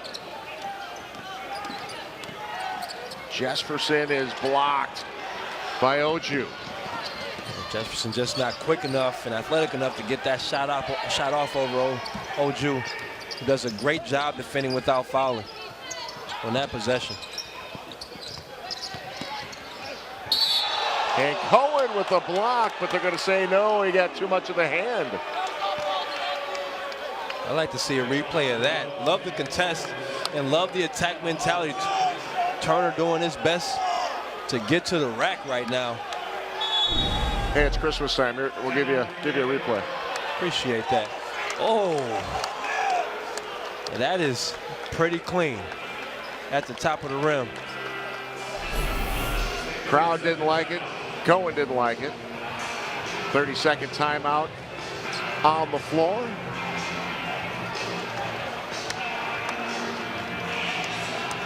Another big Green Bay game coming up on Spectrum Sports here in December. More Phoenix basketball. We'll be back with you Saturday, December 30th. It'll be a noon tip-off, a Horizon League matchup, as Green Bay plays host to Oakland. Oakland expected to be a very good team again this season. They're stacked, man. A lot of high major transfers into that program. I mean, they've went toe-to-toe with Michigan State, neutral site game. So yeah, they'll be, and they're battle tested already this season. So it'll be interesting to see. Turner, 81% free throw shooter. He's got 7 boards on the night too, doing grown man work in the paint. And got that year of eligibility back last year after he was injured. He's going to be something special. Oh yeah, years to come. He just has a high level understanding of the game of basketball. Pretty special right now. Yeah. Bowling Green with a 4-point lead.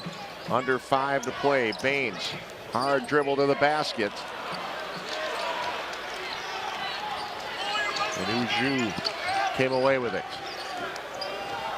A good defense by the Falcons.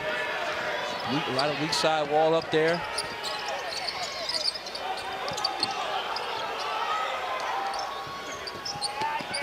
Good rotation. And now you got to get the defense back south. Under 10 on the shot clock. Now down to 5.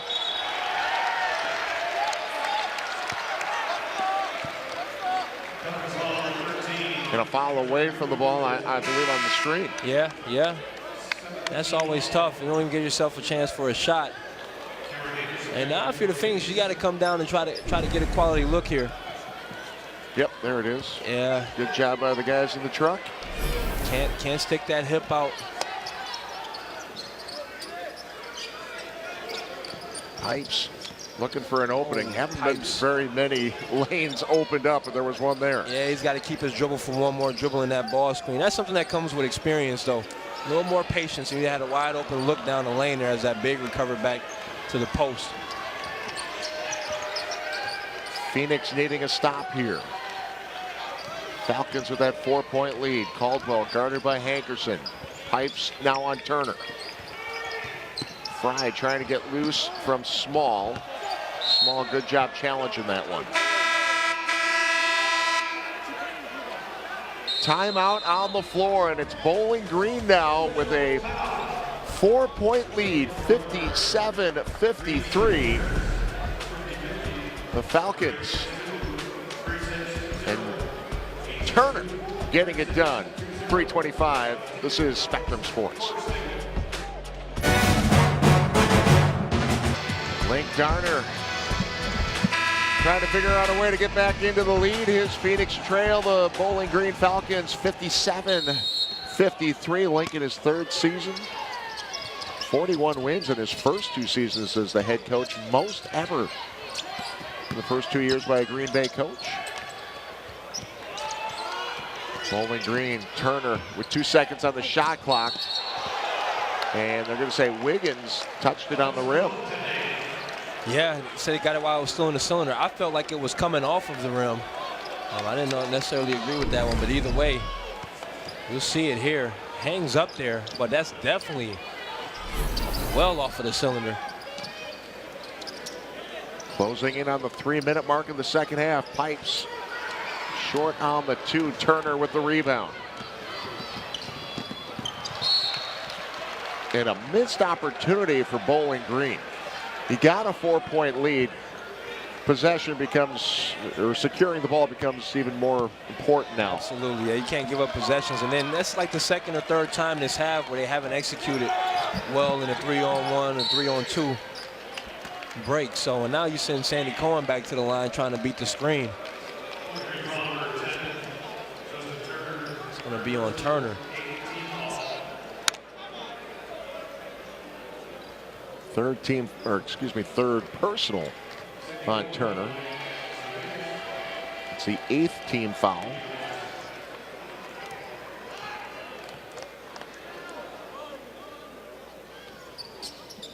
Cohen, we were talking about One of the more difficult things about coming back from a long layoff would be at the free throw line? Yeah, actually, you haven't shot free throws in a game with heavy legs in a long time. I mean, you probably haven't.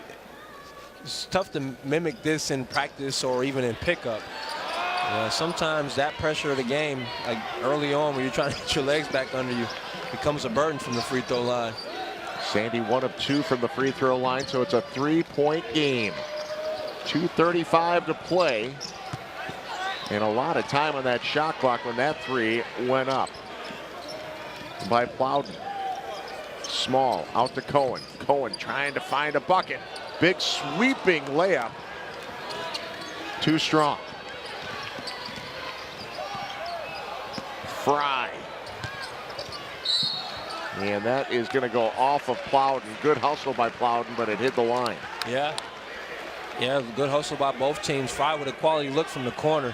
Felt like he was fading away unnecessarily. Should have jumped straight up and down on that shot, but still a quality look. That's a shot. That's we call it a jugular shot at this point in the game. If he hits that, it's a great look. But because he missed it, you kind of wonder if he could have maybe worked a little bit harder for a better look. Hankerson for the tie. Especially when Hankerson comes down on the other end and does that. It's a big shot. 57 apiece, just under 2 minutes to play. Cam Hankerson. Khalil Small says, come on, crowd, help us out. Turner guarded by Hankerson. Good double by P.J. Pipes. And on the rotation, or lack thereof, Cohen picks up the foul. And late weak side help. Got it. It takes not, you just can't depend on the person guarding the roller and the on-ball defender to handle that pick and roll. You got to have the weak side rotate over and take that away. And Cohen just there late. Good foul? Yes. Can't give up a dunk or a layup, especially if you're trying to maintain momentum. Send them to the line and make them earn it. Wiggins short on the first free throw. Wiggins previously 2 of 4 from the free throw line. 6 points in the game.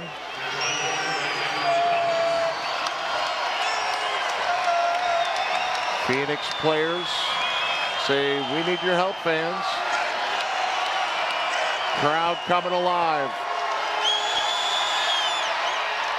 And Wiggins with that free throw puts Bowling Green up by 1. 58-57. 1:35 to go in the game. Hankerson to Cohen. Cohen for the lead. Got it! Oh, and it's electric in here. Now, I'll tell you what.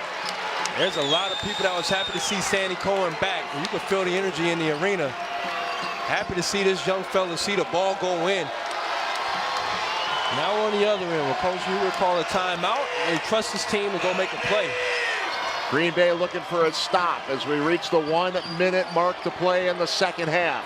15 on the shot clock. Caldwell have a wild off-balance shot, but Wiggins put it home. Yeah, Wiggins able to collect the errant shot. And I'm sure Caldwell will call that a pass in film. And able to put it in. You got yourself a ball game here to finish, Ted. Tied at 60. 40 seconds to play, and Cohen gives Green Bay the lead again. Sandy Cohen the third. Hey, talk about someone that's poised under pressure. Not a bad debut in the Phoenix uniform.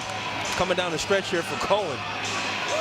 14 points, and he's hit the last 2 buckets, last 2 go-ahead buckets for the Phoenix. Slow start for Sandy in this one, no doubt about it, but we'll give him a break after a 400-day layoff. Transfer from Marquette. Transfer rules had him sitting out until today when he was made eligible. Well, talking with Coach Darner says, you know, how worried are you about rust with Sandy Cohen? He goes, well, you know, the first couple of possessions, I think he may be a little rusty, but I'm not really worried about him after that. I don't think he was worried about him on those 2 possessions. He had that first 38 minutes to shake off the rust. He's been outstanding the last couple of times down the floor. Back-to-back buckets, and Green Bay has a 2-point lead. 39.9 to play.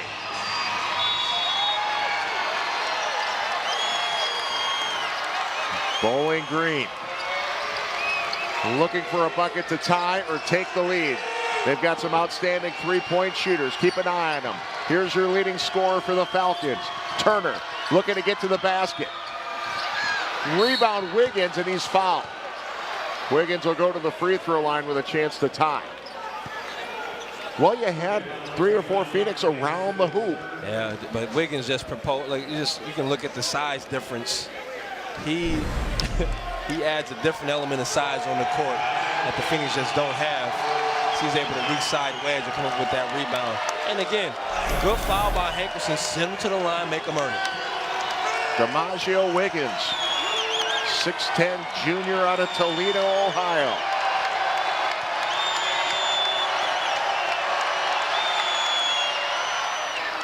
He earns it. The first one at least. That's clutch right there. It's a luxury you can send your big fellas to the line. They can step up late game though. Crowd into it here at the Resch Center. Wiggins with a free throw for the tie. And we are knotted at 62. 23 seconds to go. Wiggins looks at the crowd and tells him it's okay to quiet down and gives him a little wink. Love the gamesmanship. 21.5 seconds remaining. No shot clock. The shot clock is turned off, so Phoenix get it across the timeline, get it into their half of the court. Now Coach Garner setting something up here. Well, yeah, absolutely. You want to try to get a shot with around 5 seconds left there on the shot clock and give yourself a chance for offensive rebound. So I'll be curious to see what he draws up out of the timeout here. He has a lot of options. You don't want to go too quick and leave Bowling Green with a chance at a shot. At worst, you want to go into overtime.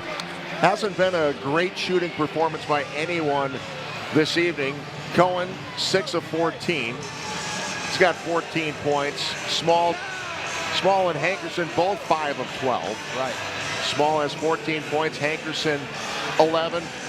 Do you want to try to take a three-pointer with 5 seconds, or you want to get to the basket, see if you can stop the clock and score at the free throw line? Well, yeah, if I'm Coach Don, I'm trying to get something to the rim. I want to bring in shooters, but I want to get something with either Cohen or Small getting downhill to the rim and surround them with shooters so that they do need to kick out, they have that available, but you give yourself a chance for a finish or a foul at the rim. And the biggest thing, make or miss, make sure you get back on defense, get your defense set, and make it tough for Bowling Green. Jesperson, P.J. Pipes, Sandy Cohen, Khalil Small, and Cam Hankerson are on the floor for the Phoenix. Who gets the last shot? The Phoenix are out of timeouts now. Bowling Green has 2. 20 seconds to play in this one. Tied at 62 apiece. Pipes guarded by Caldwell. Now Caldwell will back off. And you see him go right here at 8 seconds. It's good coaching. 6 to play. Cohen loses the handle, throws it up. And that shot will not count. Got it off too late, and we are headed to overtime. Well, a little breakdown there at the end as Cohen looked to attack. Yeah. Lost the handle. Lost his footing too. I mean, yeah. So you got the touch you wanted. You got it in the space that you wanted it. I love that high post area. You win at 8 seconds, and yeah, Cohen just lost his footing, and the Falcons with great defense. All right, we're tied at 62 apiece. Free basketball on this night here at the Resch Center. We'll step away. You're watching college basketball here at the Resch Center. Extra basketball. Bowling Green and Green Bay tied at 62 apiece. Yeah, this has been a tremendous basketball game. A lot of back and forth. I mean, we've had largest lead by both teams, 8 at one point in this game.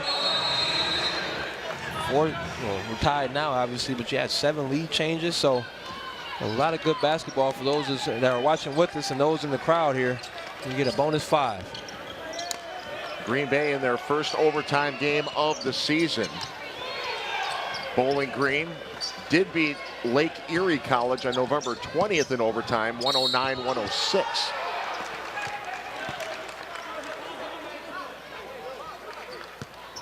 Cohen took a shot to the face. Yeah, Turner out of the time, or after the tip. Get downhill, get to the rack, get to the free throw line. And I'll tell you what, it's a lot of basketball left, a lot of possessions left, but it's always nice to get the first points of overtime. I always remember that as a player and as a coach. Turner knocks them both down. 64-62.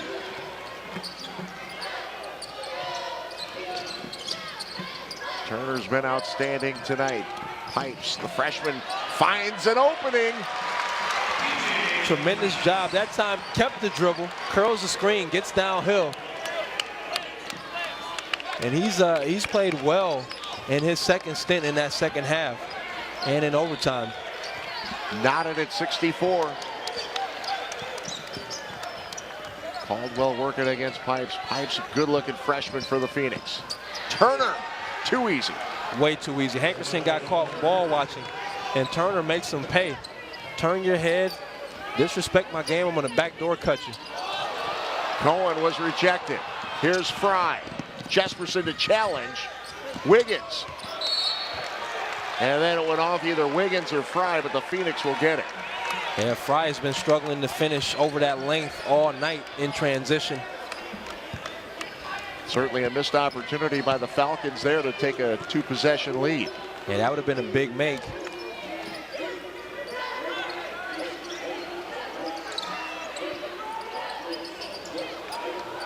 Hankerson. That was tipped by Lillard. So the Phoenix will get a sideline out of bounds with 16 on the shot clock.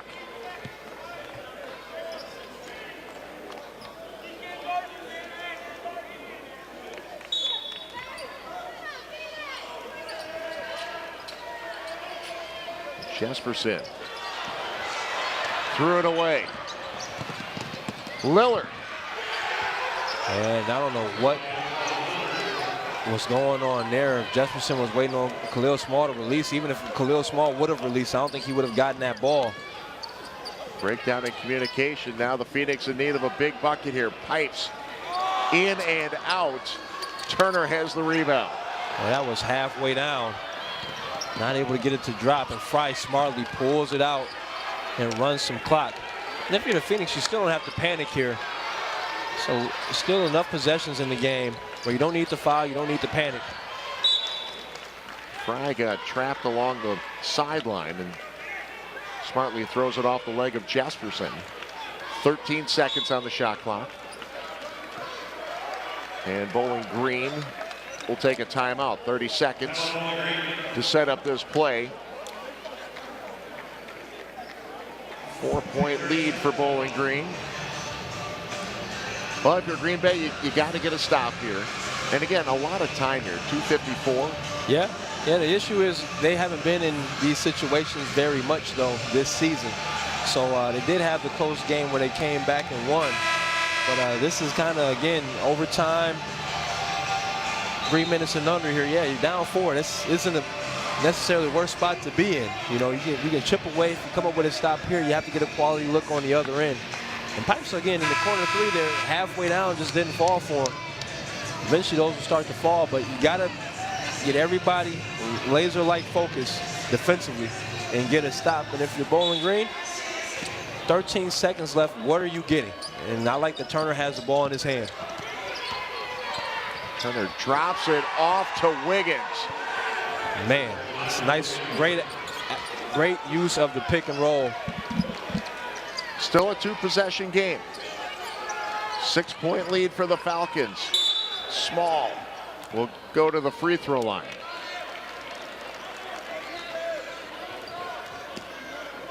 Well, back on the other end, that was a terrific play. Little give and go as Turner drew the defense. Yeah, I mean, you can't leave Fry. He's the shooter that Pipes is guarding. So if he leaves him, it's just a tough drop. That pick and roll at the top of the key is tough to defend. Puts a lot of pressure on your defense, and Turner and Wiggins doing a tremendous job in that space of executing. And Small on the other end doing what seniors do. Let me put my head down and get to this free throw line. Get some points with the clock stopped. Allows you to set up your press as well, which I'm sure the Phoenix will get a look at here.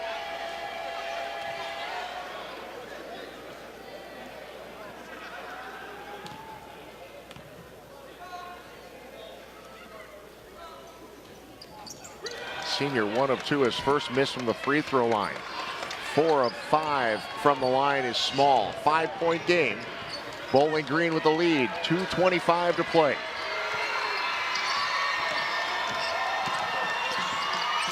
Caldwell. Big shot. That's a big shot. I don't know what Pipes jumped 5 feet off of him.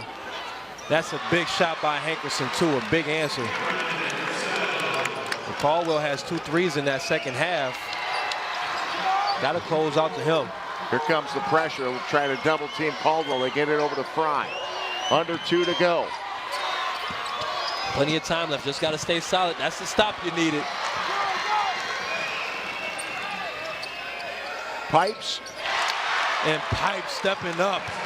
Big pull up by the freshman. 4-point game. 1:37 to play.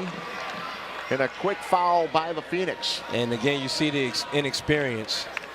Again, gets the pull up, gets the steal on the other end, and then fouls on the inbounds. You just need to be solid on defense on that possession. No need to foul there. Good looking pull up in transition, boy. That made it a 4-point game. Pipes with 8 points in the game. Caldwell at the free throw line.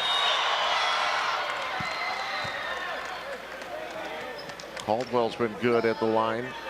Now 5 of 6 in the game. 16 points for Caldwell. Make it 17. And Caldwell with ice in his veins. Back to a 6-point lead. Phoenix need a quick bucket. Pipes cuts it in half. Well, Pipes has found his confidence.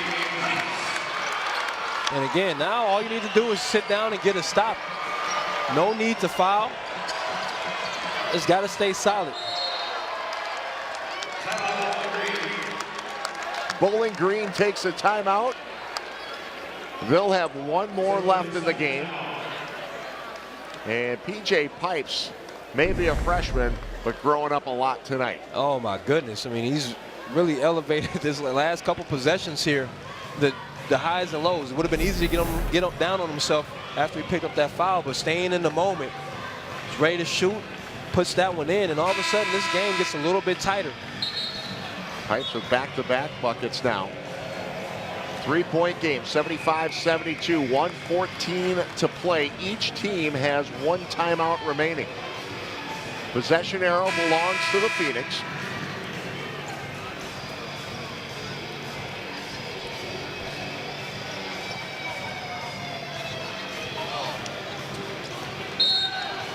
So Caldwell will inbound, 22 seconds on the shot clock.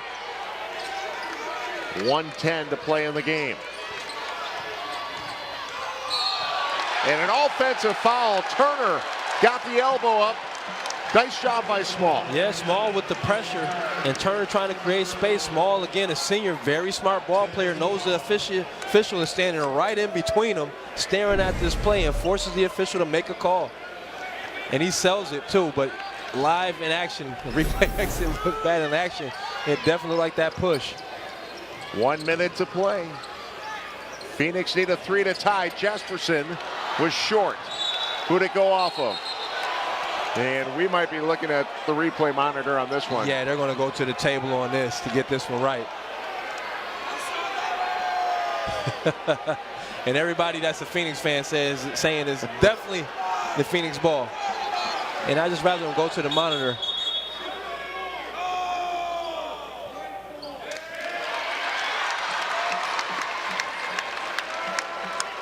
Well, the officials got together, and I think they ruled in. See, they are going to take a look now. I thought they came out of the meeting. Yeah, and called a jump ball.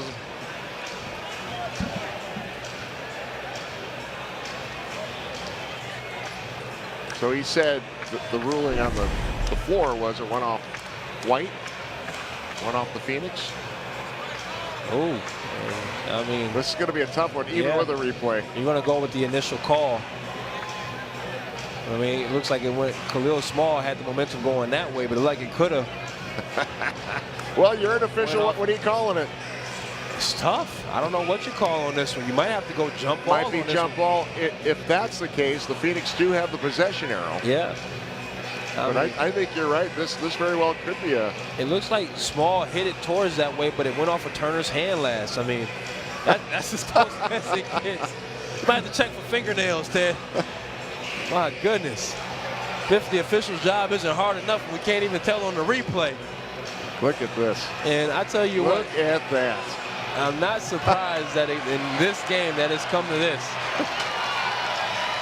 And now the fans are looking at the same replay that we get, and they're going that way with it. No jump ball. So that's huge on top of that because you retain the arrow possession. Yeah. If you're the Phoenix, on any tie-up, you get the ball back. Didn't have to give that up. Green Bay will keep the ball under their own hoop. 54.3 to play. 30 seconds on the shot clock. Fresh shot clock. Phoenix trailing by 3. Small guarded by Fry. You don't need a 3 here, though. You can take a 2. Pipes lost it for a moment. Guarded by Caldwell. Now Hankerson. Tightly guarded by Turner. Cohen has it now. Finds an alley. And we will have a foul. And Sandy Cohen doing a good job of a high sweep, making that defender open his hips up, getting downhill, and he gets the call. But now he has to go to the free throw line. And you can't get that arm bar. You don't get that in college anymore.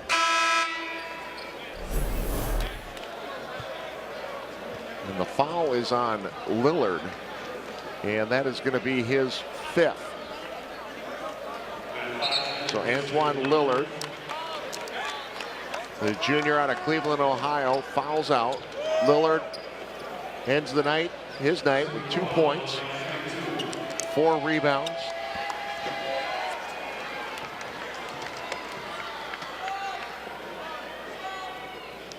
And Cohen. Time bounce. It's the hometown roll. And so now, Ted, if he can put this one in, and even if he misses it, you got to foul immediately. You got to try to extend the game. Got them both. It's a 1-point game. Bowling Green 75, Green Bay 74.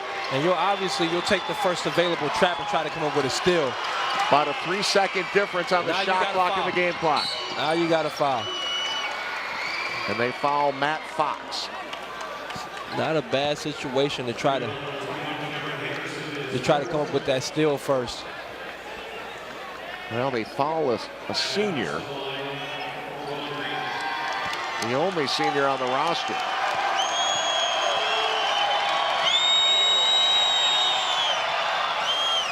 Fox steps up, knocks down the first one.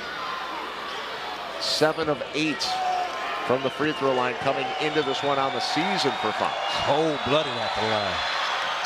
Got them both. Back to a 3-point lead for Bowling Green. 23 seconds to play. Shot clock is turned off. Cohen for the tie.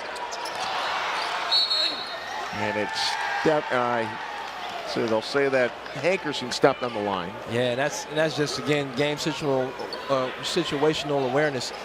Way too early to just settle for that 3 right there. Still could have got downhill and tried to get to the rim. Extend this game again. Steal or a foul now. 16 seconds remaining. Phoenix trailing by 3. Caldwell will be fouled by Jesperson. Caldwell goes back to the free throw line. Caldwell 6 of 7 from the line tonight. Chance to make this a 2-possession game. Caldwell 17 points on the night.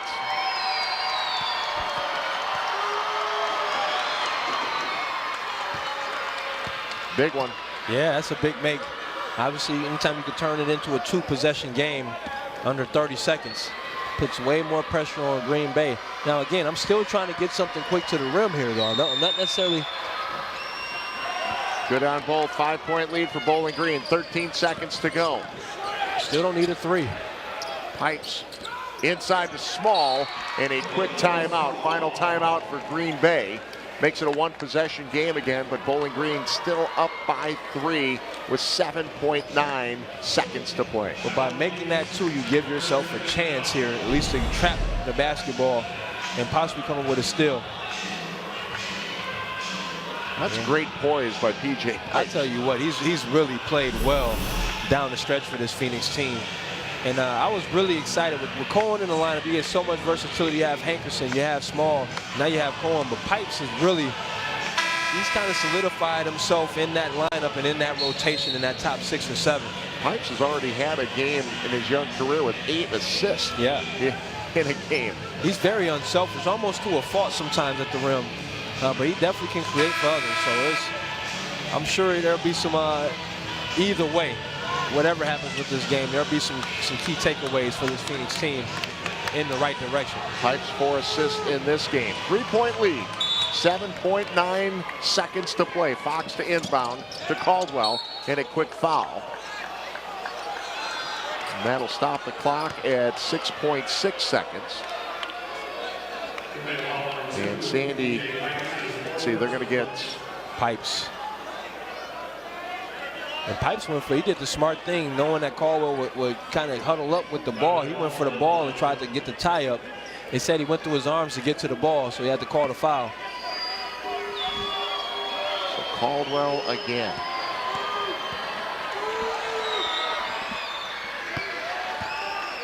Well, I tell you what, nice cold. Yeah, they've stepped up and hit every free throw down the stretch of this game.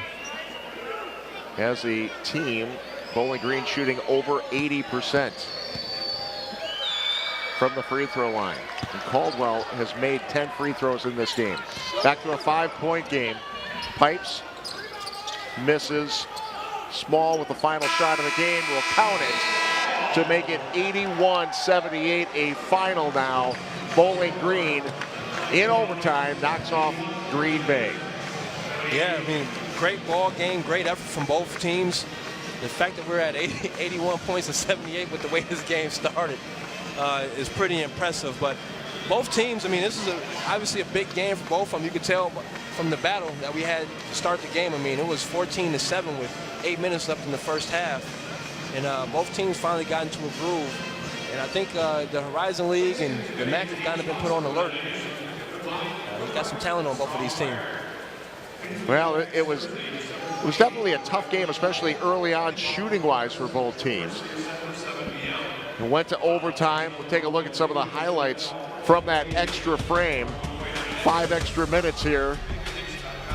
Yeah, and Turner got it going right away to kick it off. And you see the errant pass from Jesperson. And that led to transition as Lillard finished at the rim. And this overtime was entertaining. I love this. Turner dropping it off to Wiggins, who dunks it home. The grown man finish. Yeah, Caldwell from the wing. And it started off, it was all Falcons, but then Pipes gets it going with a nice pull up in transition. And you see Pipes again on the wing. And that's, you see it, there's more highlights of the Falcons than there are the Phoenix. And that's the story in overtime. They were just able to find a way to catch a groove in that overtime and make some clutch buckets. And then the power of the free throw line. When they were fouled late in the game here, regulation and overtime, they were able to convert those free throws.